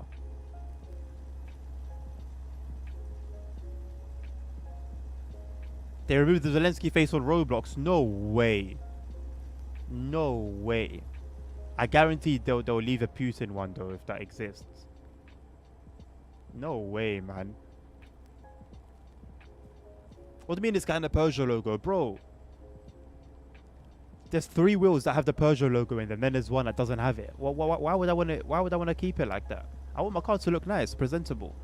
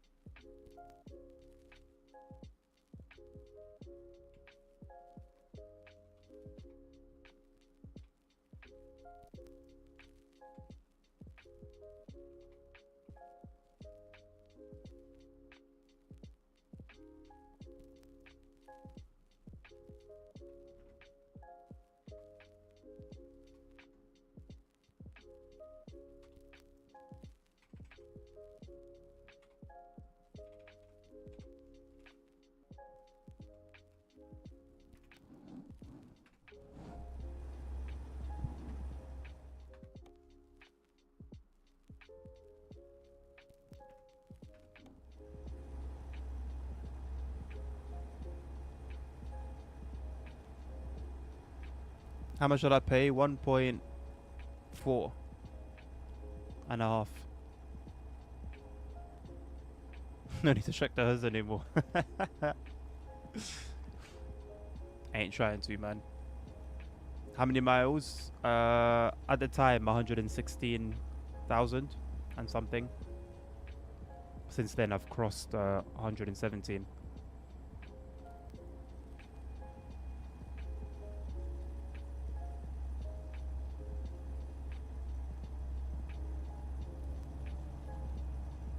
No, bro, for the car, it's not bad at all, bro. Massive panoramic roof, 7 seats that can all be folded flat. Like, good power, diesel engine, so it's gonna last, you know, quite a long time.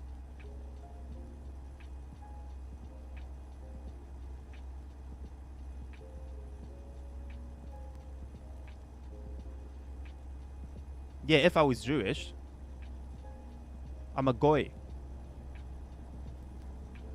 Don't turn me away.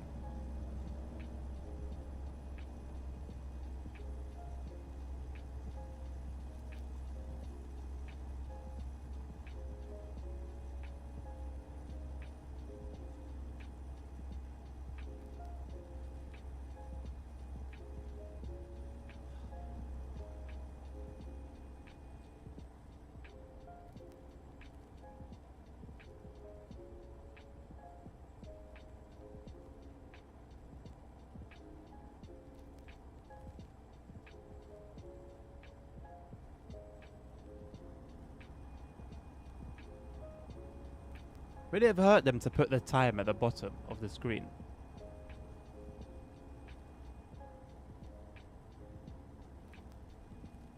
Driving Kipper.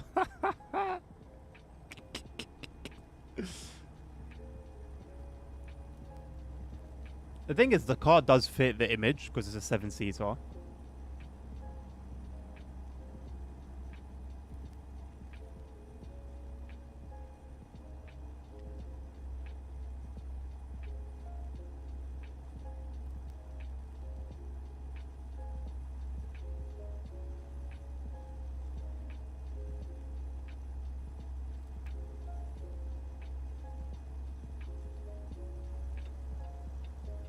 I thought it was 2 lanes.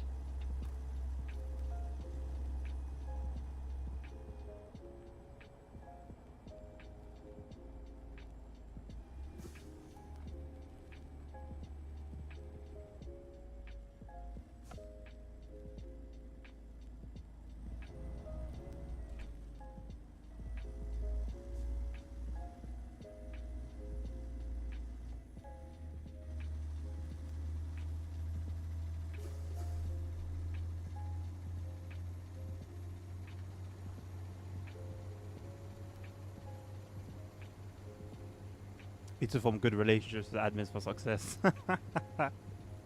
Yeah, but you'll never be part of the VIP membership unless, like, you join the club.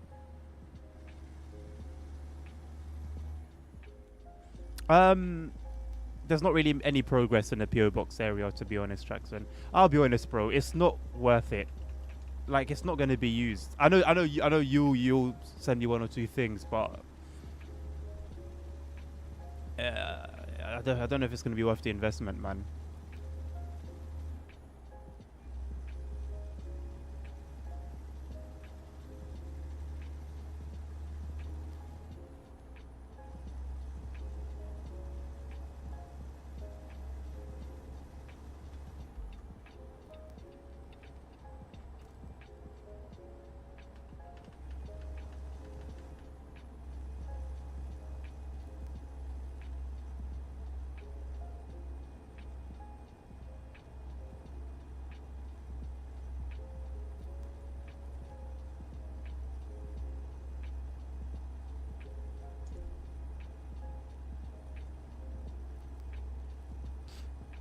I'll see if I can give you the address to my...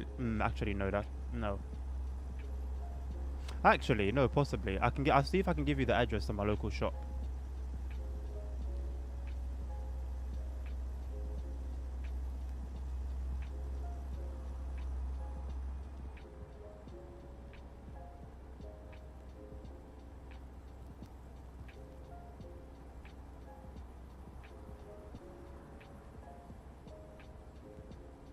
Hello, Els.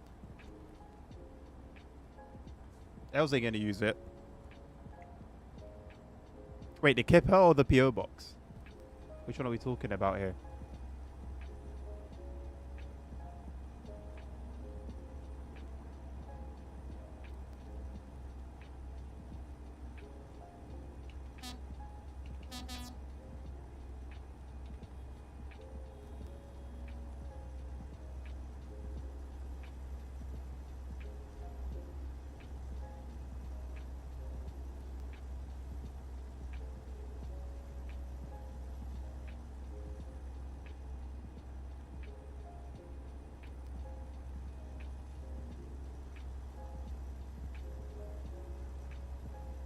A Kipper is just VIP merch.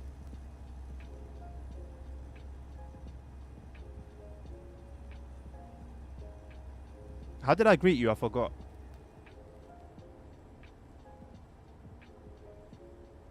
I wasn't even sure if I'd greeted you or not.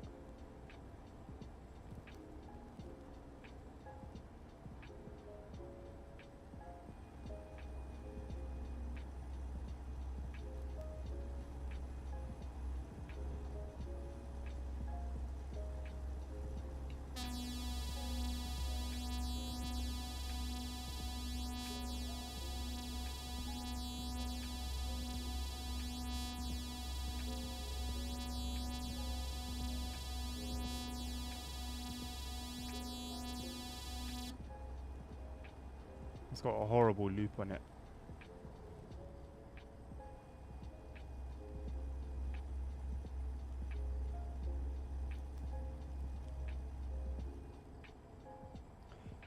"55 miles per hour is very painfully. It's a very painfully slow speed to travel out on ATS, but then on ETS2, that's like the truck limit.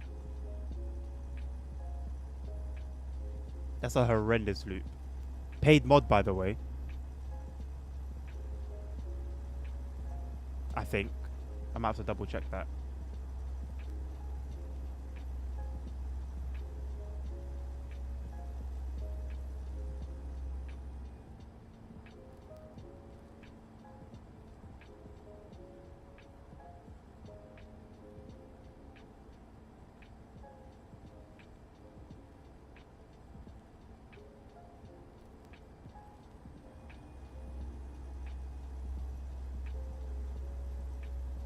TSW would be a success. Does TSW have badly looped horns? Not something I've ever recognized or noticed. Where should you fly to today? Sacramento.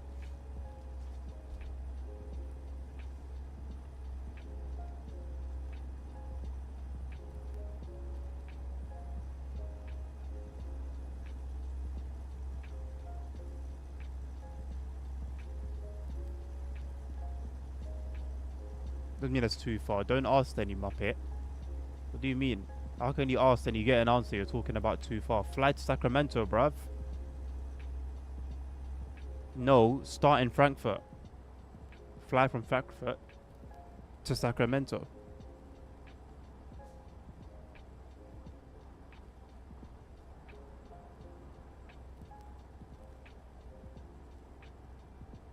Little St. James sounds like a name on an Epstein file.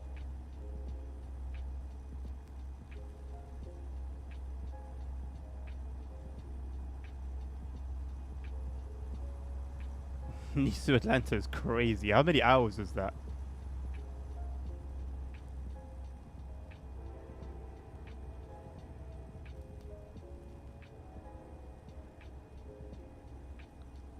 Oh, wait, is it actually? It all makes sense now, man. It all makes sense. 9.5. Jesus. But you know what? That's a good way to spend a Sunday, you know. I'm not going to lie. If you're going to do that sort of flight on any day of the week, Sunday is unarguably the best day, I think.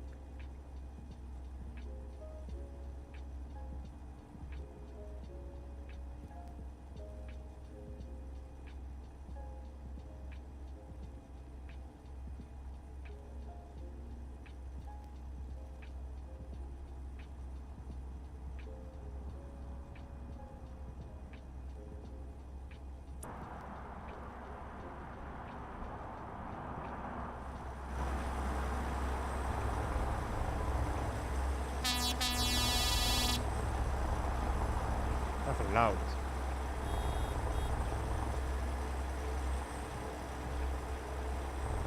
Oh, snap. Oh, a viewpoint.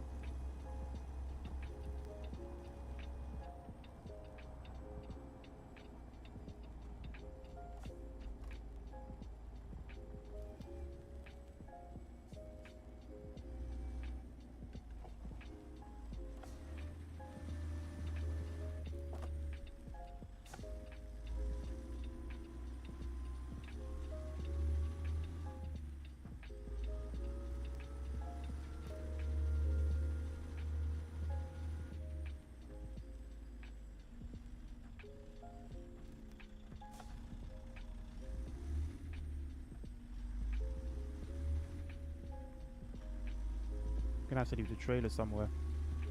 Start at 5:30 a.m. That's crazy, bro. So what, when you posted that picture yesterday, you had just started? I thought you had just stayed up that late.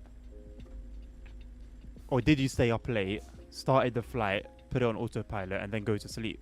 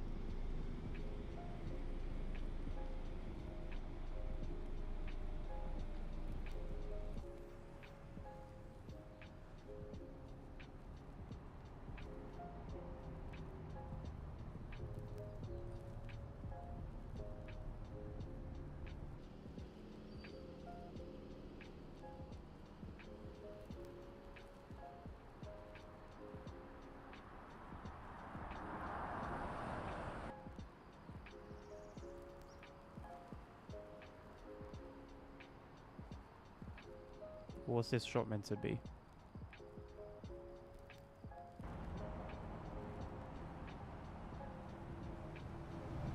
I'm yet to see any like worthy shot.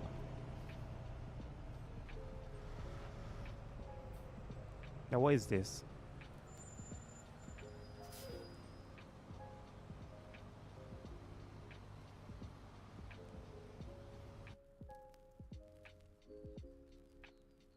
What a waste of time.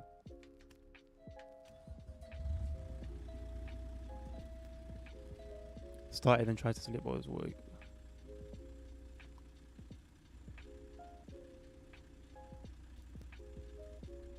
Okay. Makes sense. It'd be nice to do a tour on foot. You know what? You're not wrong, you know. Here's the weird thing about being on foot, yeah. They've cracked it years ago for doing it in the garage. So on garage, you could walk on foot. But you can't do it anywhere else.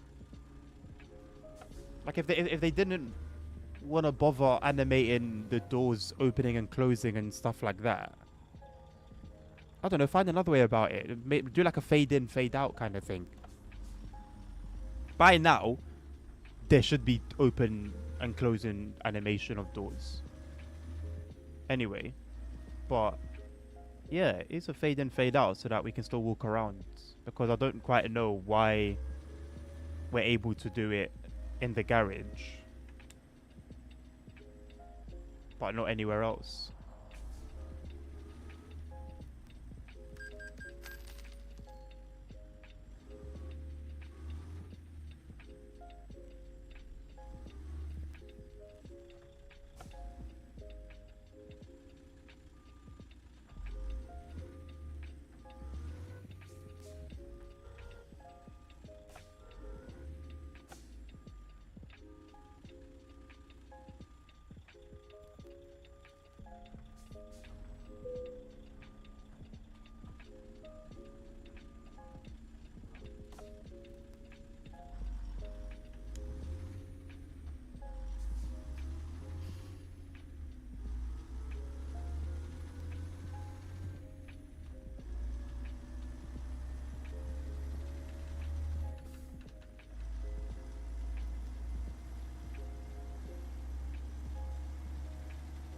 Could combine that with quests, cause, you know what? Yeah, I think that would be a good motivation for doing so. Does they like it really does open a door to like a whole new realm of possibilities. Then like from that, they could have introduced, you know, like maintenance checks, for example, just something basic. We just go around and, you know, everything's okay basically, but at least you know, you do a check. Or maybe when you back up the truck to a trailer, you can like go to where they connect and then just press a button and then it just like automatically does it from there instead of pressing T. It could still be the same function as pressing T, but you do it a different way. Like, it's not difficult, man. It's just like, if they could just be bothered to do anything except keep adding map DLCs, which is not a bad thing, as I was saying earlier. But it would be nice to see a bit more than just that.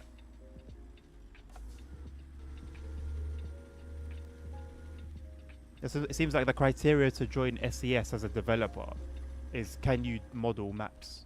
Can you model gaming maps? Yes, join. No, goodbye.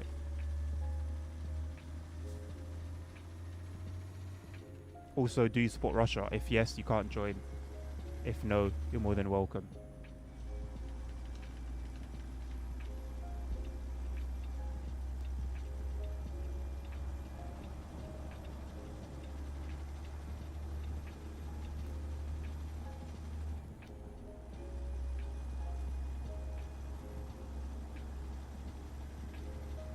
There's the planes that do like speed checks. How crazy is it that they do your speed, they check your speed via airplane?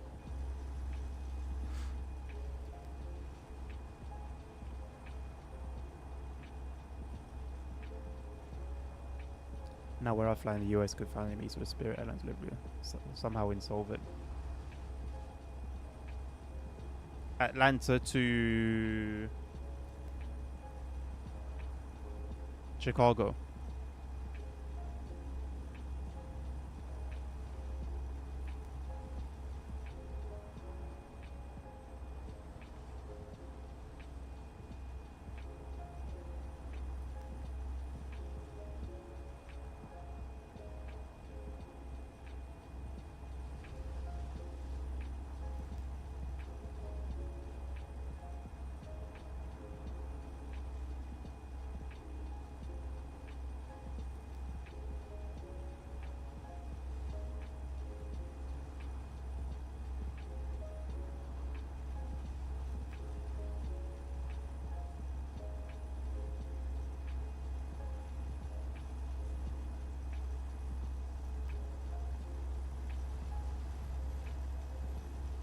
"36 cities are known to be featured in the Heart of Rush." That's insane. It's the biggest DLC, isn't it? 17 new industries. Wow, were revealed on the Game Fuzz update 1.44. That's crazy, man. Yeah, the biggest DLC ever.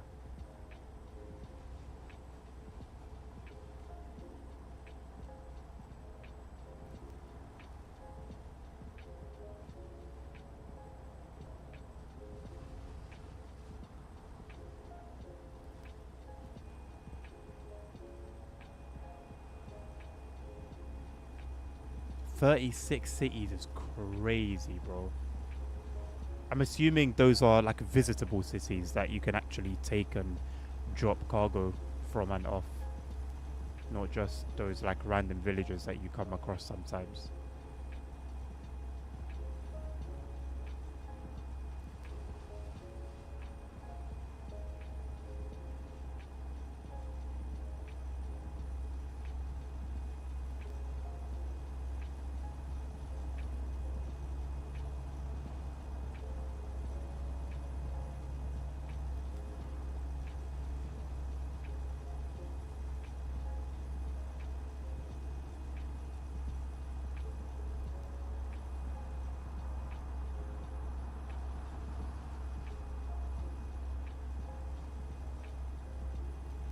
On the 24th of February 2022, our Heart of Russia team was some 6 to 8 weeks away from completing work on the highly anticipated new DLC. I thought they finished work on it. I thought it was basically like ready to release.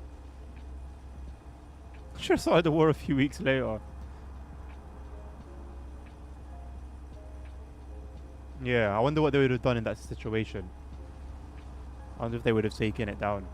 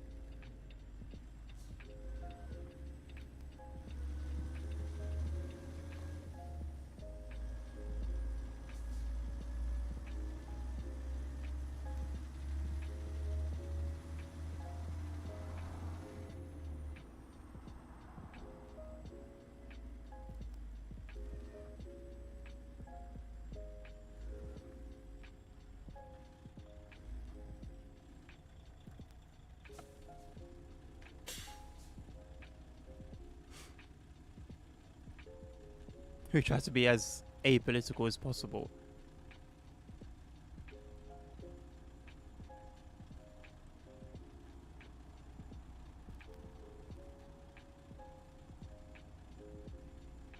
What an absolute BS reason.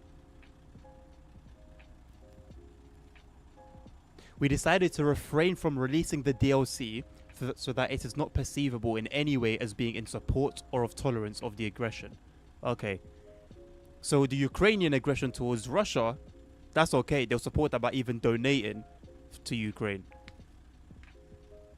Like I said recently, man, every studio and game is apolitical until it suits them. How in any way, shape, or form is releasing a Russia DLC for a game, for a truck simulator, supporting Russia? Can you explain to me how that logic makes sense? How does that make any sense at all?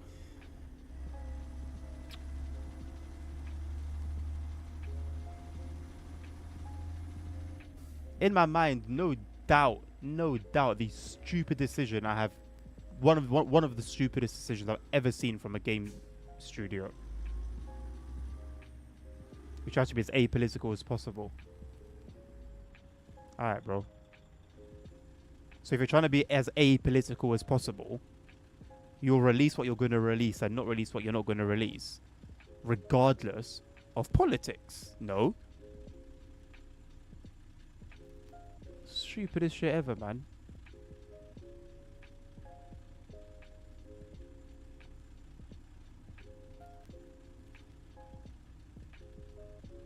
Yeah, so what? So Microsoft's Flight Sim has the entirety of Russia in detail, 1-to-1 scale, the entirety of Russia. So do people now think Microsoft support Russia? Is that what that means?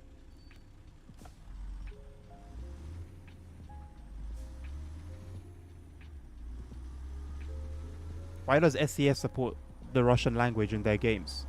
That means they support Russia.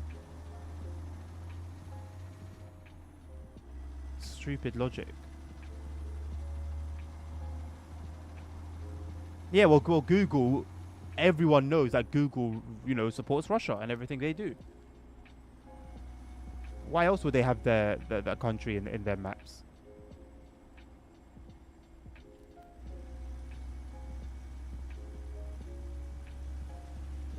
You are not driving a lorry, big boy. You do not need to do that.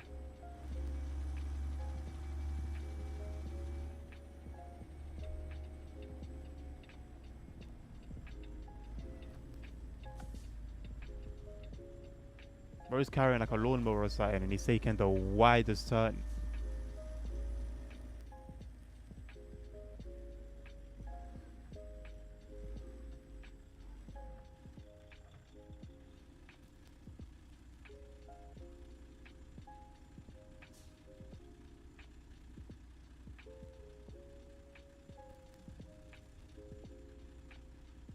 Iran participates in US World Cup and US Sports Iran. Using SES logic, yes.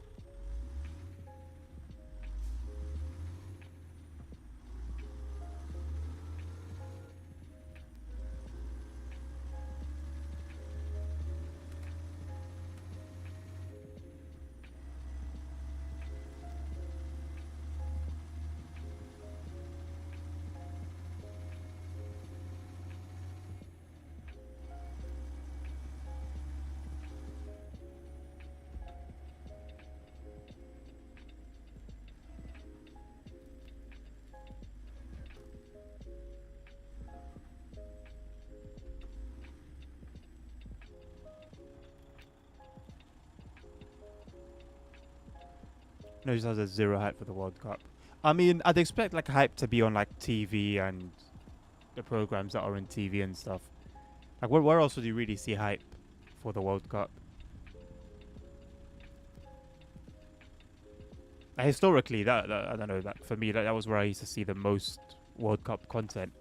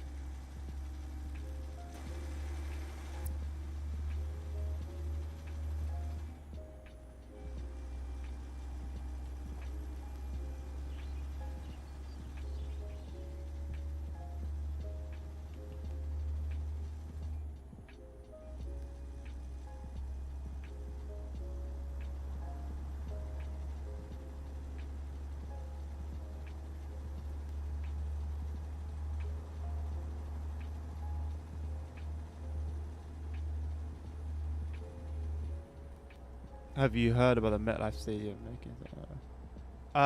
No. I know there's the MetLife building somewhere. Isn't that in New York? I think. Nothing. I don't know anything about the stadium though. No.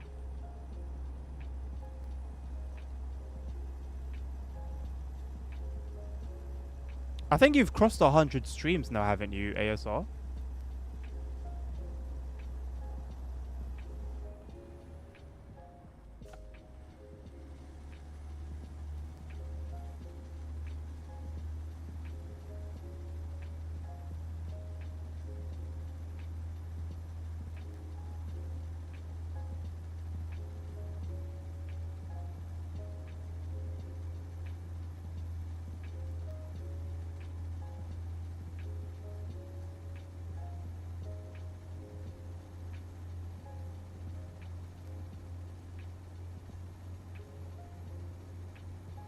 Unsurprisingly, we need to refuel soon.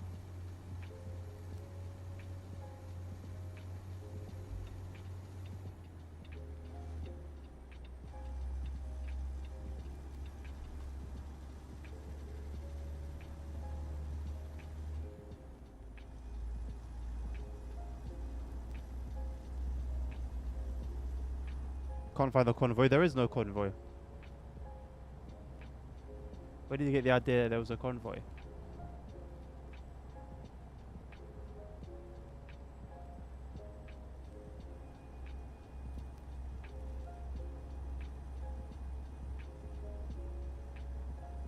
If you've decided to search for that out of your own will, I'm not responsible, boss. Keep looking. Maybe you'll find it eventually.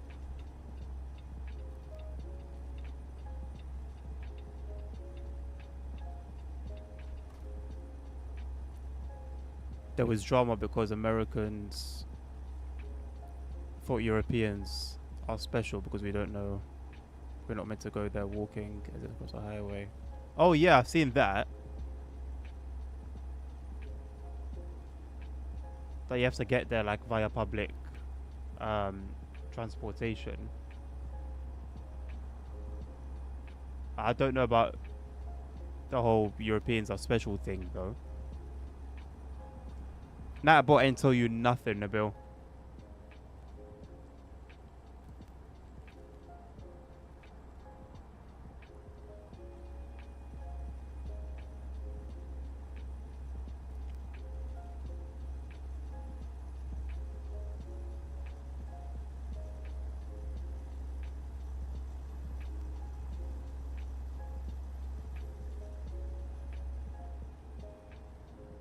And if you type in !will, it would tell you Thrustmaster. I'm not using a Thrustmaster.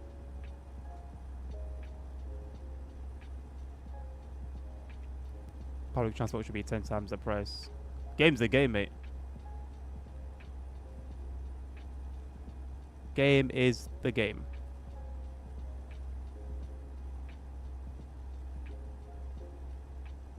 Smartest thing to do would just be rent a car and drive there.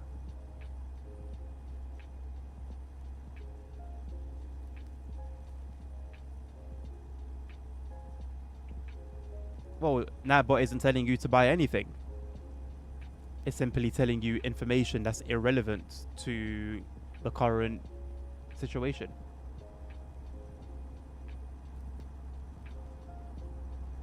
Normally World Cups you decrease ticket price.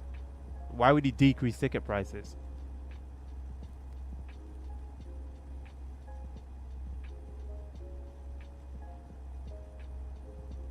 Why in the world would he decrease ticket prices at a time like this?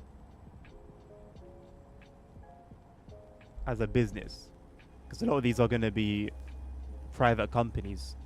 Obviously there's not private companies. There's it's public infrastructure. But the government still want a piece of the cake.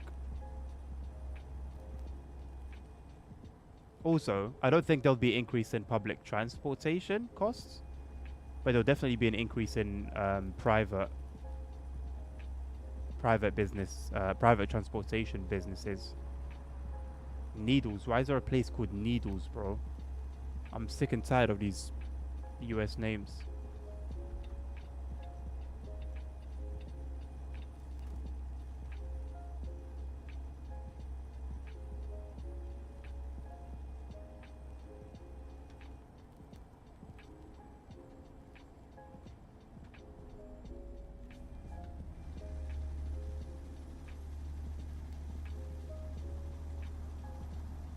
You don't need to slow down that much, big bro.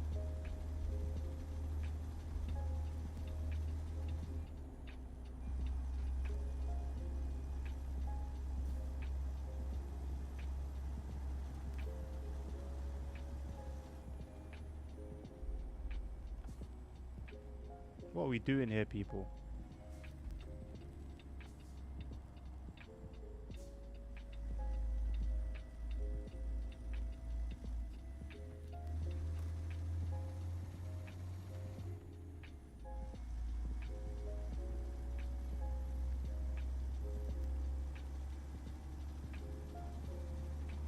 Public transport was free during the London Olympics. I don't know. I can only take your word for it.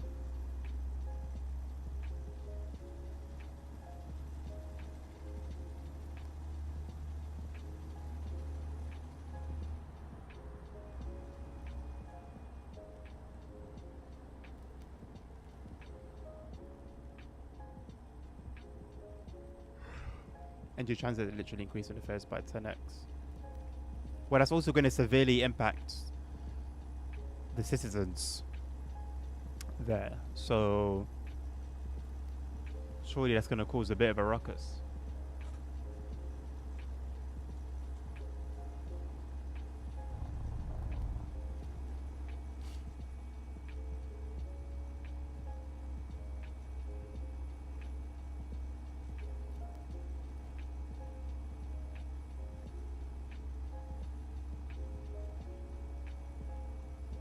Public transport was not free for everyone, but spectators with a valid 2012 Olympic event ticket received a free travel card for those 129 on the day of the event. Okay, yeah, that's very different from free transport, free public transport.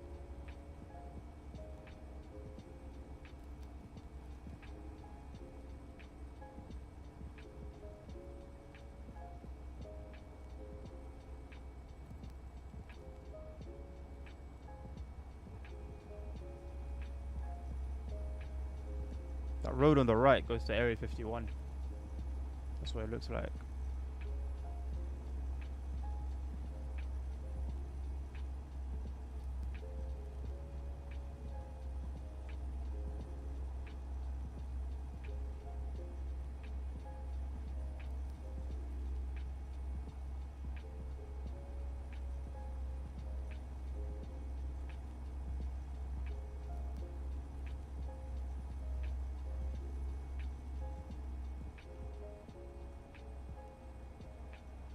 No one's going to be walking, though, and I'm pretty sure they're going to be enforcing that.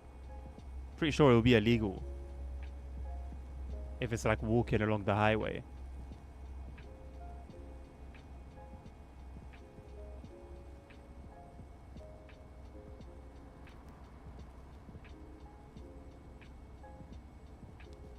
Edmund would love to live in the town of New. It does sound like a very Edmund place, doesn't it?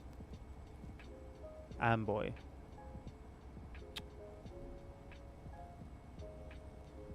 It's just silly.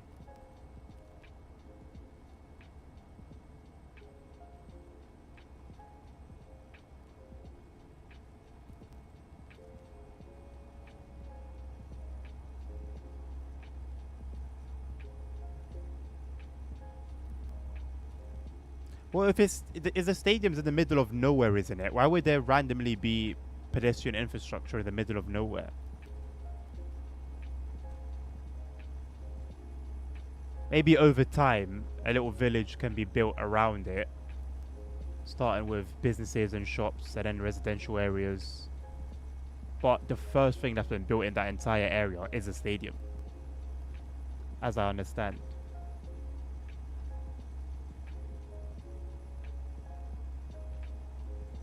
Yeah, Americans love the parking lots. Not surprised that's the priority.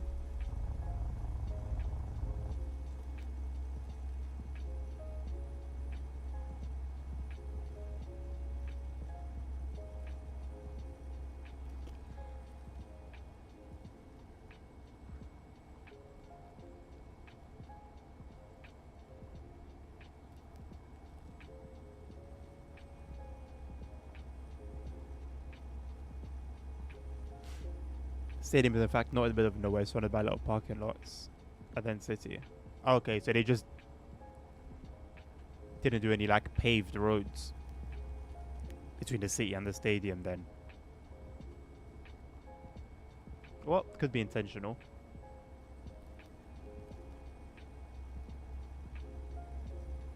Wouldn't be surprised if that was the case.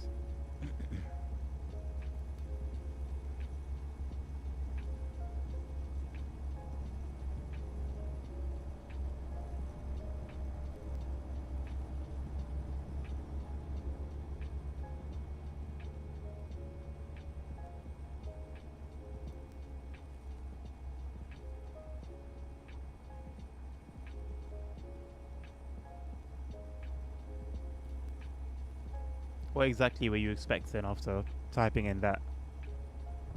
Maybe I should make that a command, and then Nightbot just repeats that famous quote. I think that would be cool.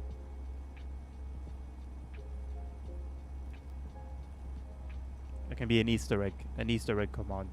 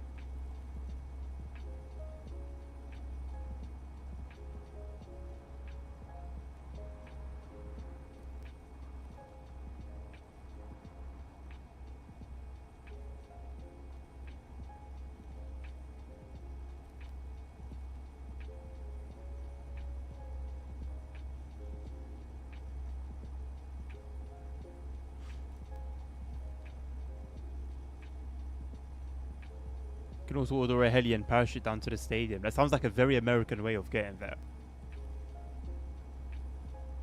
I won't be surprised if that's how they bring down the ball for one of the matches.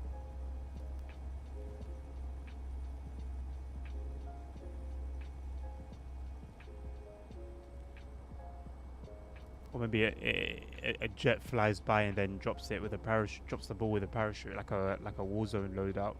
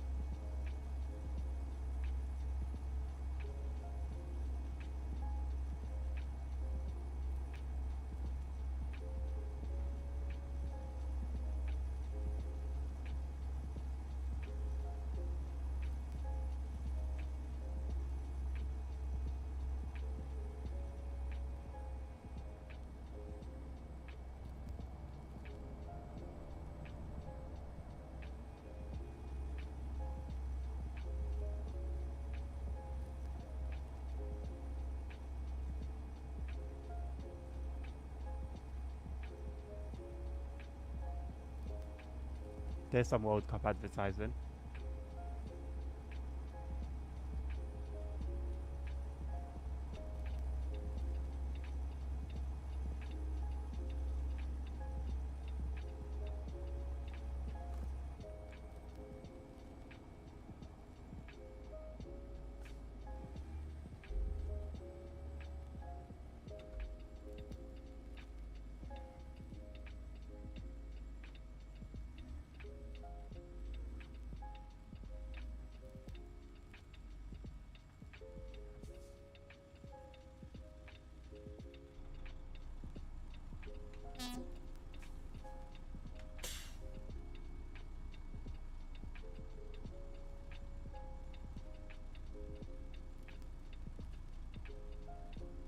We might be here for a while.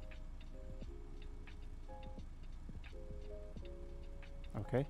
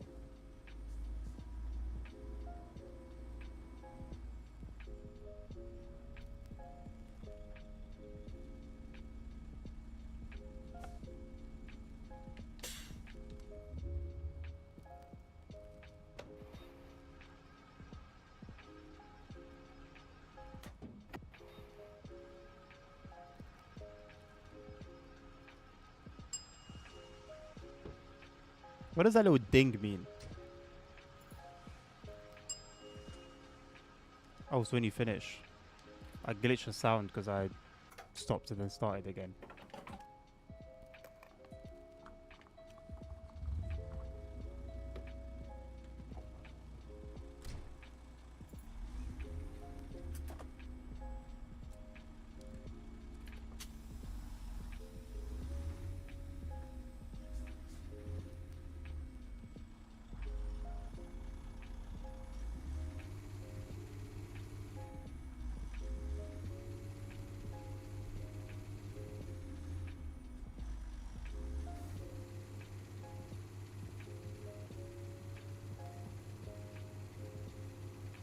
Unstick.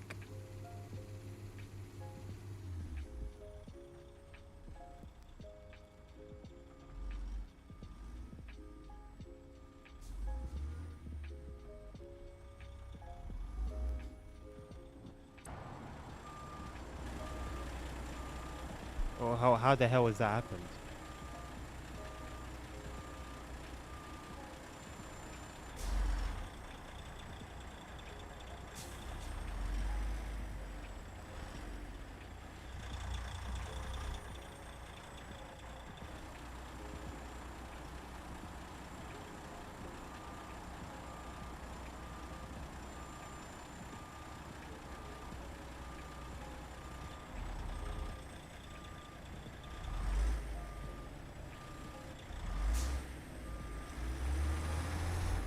I'm stuck. You can't reverse this, bro. It's a scam.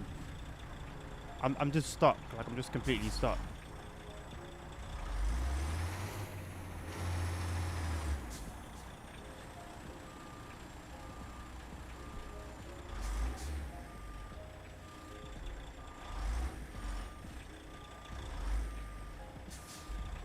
No matter which way I go, it just like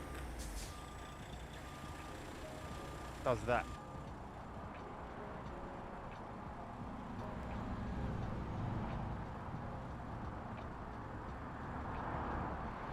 I don't really understand the point of this little bit here. I don't know why the trailer just can't end behind like the harvest stuff.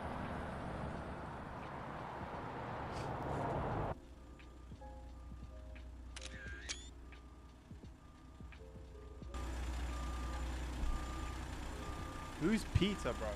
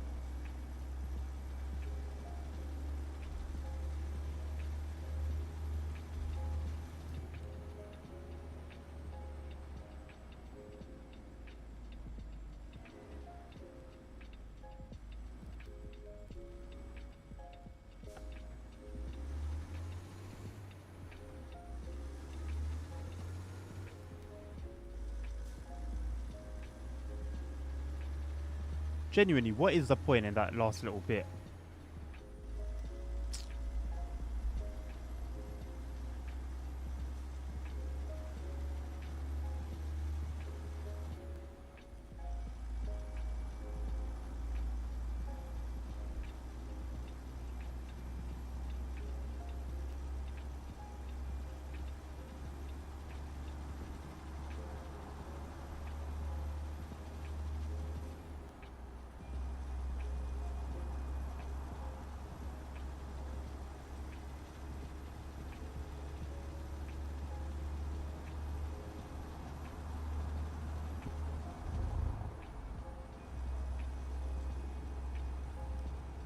Also notice the boards for the timetable that one liner were installed the wrong way around. Normally the screen is on top of the sides. When you unscrew, you see the timetable without them falling down. So there's just no care taken, whether it's their installation, whether it's their being removed when they should be removed. Just sloppy all the way through.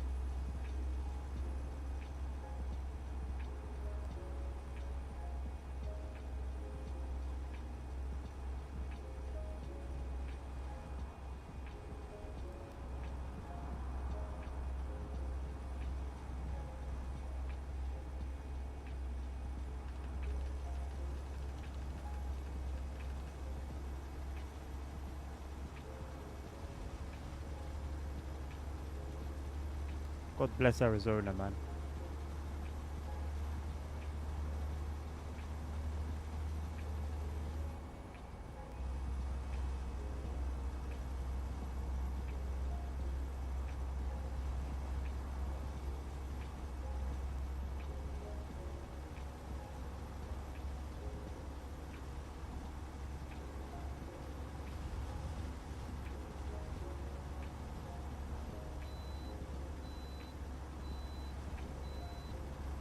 I was surprised when the timetable just fell down. How do you even know that they did it the wrong way?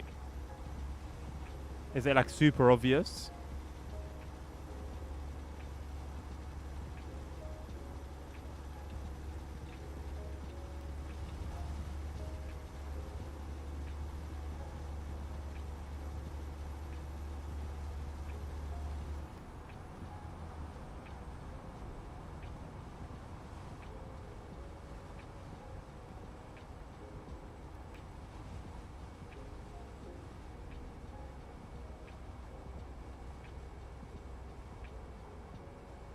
Why is it taking so long to get traffic moving again? Move over to the right side, man.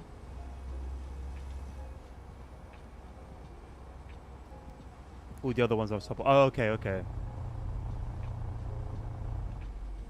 Well, you think it would have been obvious to whoever installed it, considering it's literally their job. And I doubt it was the first one that they did.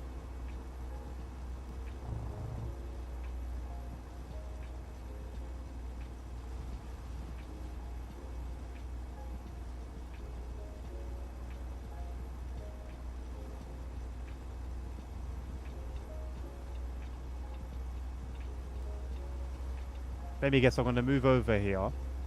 That lane's going to start speeding up. These guys are going to slow down. Then when I'm going to want to overtake, I'm going to be blocked by overtaking traffic.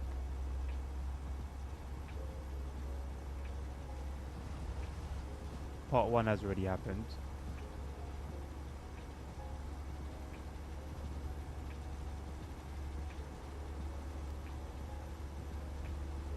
As these guys are slowing down, I can actually overtake, wow. Usually there'll be a car right at that exact moment, speeding towards me.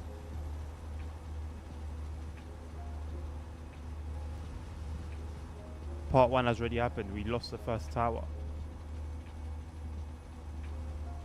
Also means when they put the timetable in, they had to do the extra effort holding it in place while screwing it. I wonder if it was broken somehow, and that was the only way to do it. Now look. That pickup, for no reason at all, has moved over to the left side. Why? To the left lane. And now it's going slower than the white car on the right lane. Now I'm going to move over. And we'll see what happens from here.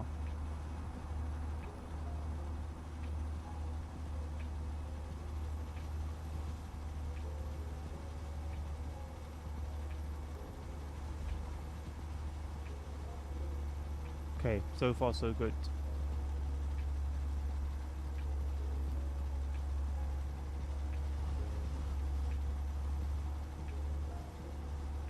I can already see the point at which we're gonna get stuck at. Left lane traffic is barely moving. There's a truck on the right lane. Then we're all gonna be moving at 20 miles per hour.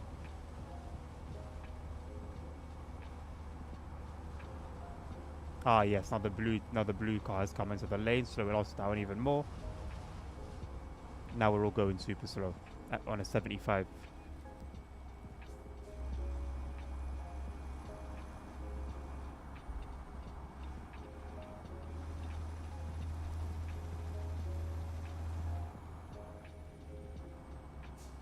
Here's where we should have been slowing down. Don't let anyone in, just keep going, man. That's it. Bro, why are you changing lanes for this?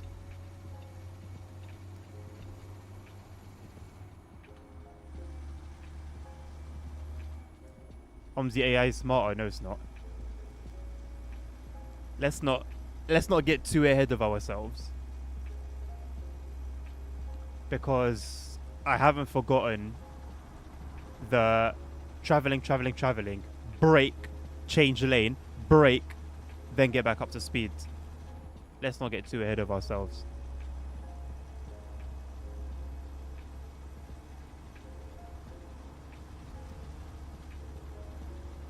Like how is the AI in that game tested?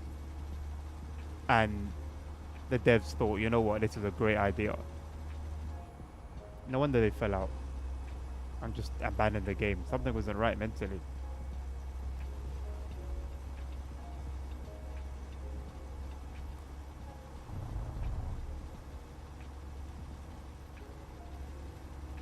I said I was going to check if Promos Canada had been released. I've completely forgotten.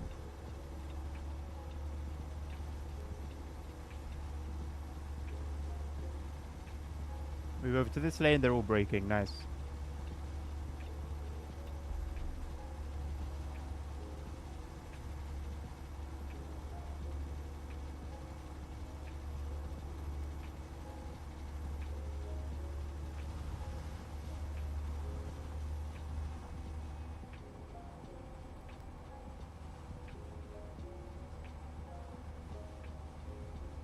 Safeway used to be a supermarket here in the UK. And it closed down in like the 2000s.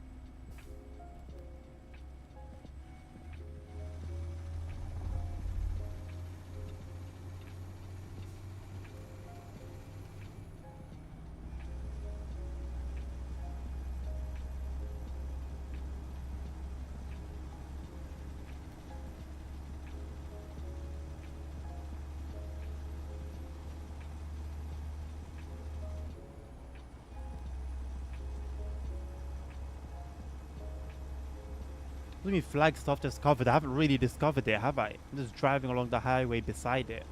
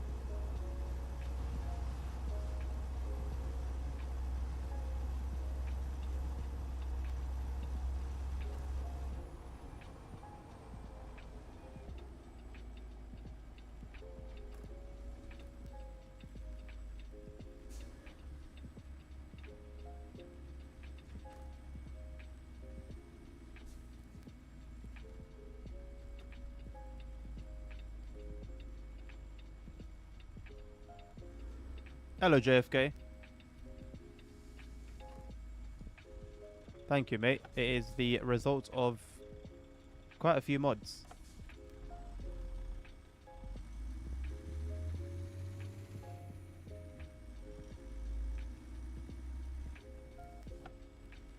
I think I made a mistake here.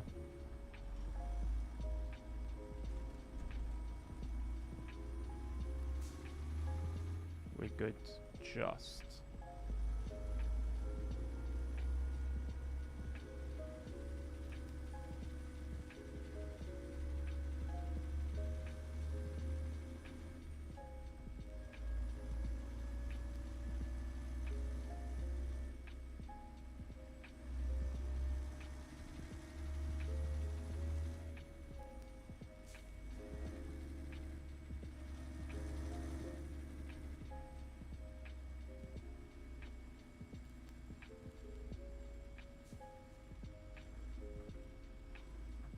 This thing takes up 2 parking spaces.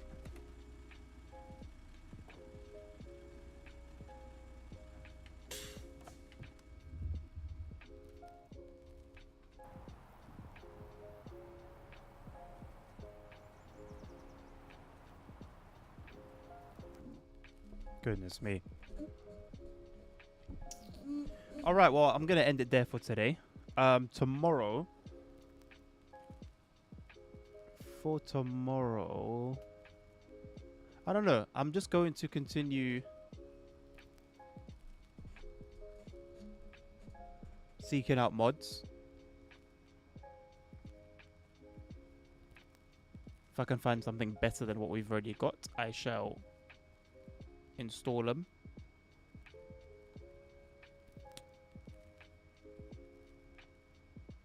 And I'll probably take a look at getting our own truck sometime soon. But yeah, that will be it for today. Thank you very much for joining me. Catch you tomorrow again. Same time, same game, same place. Till then, take care of yourselves, take care of each other. Stay safe. Health is wealth. And until the next one, peace out.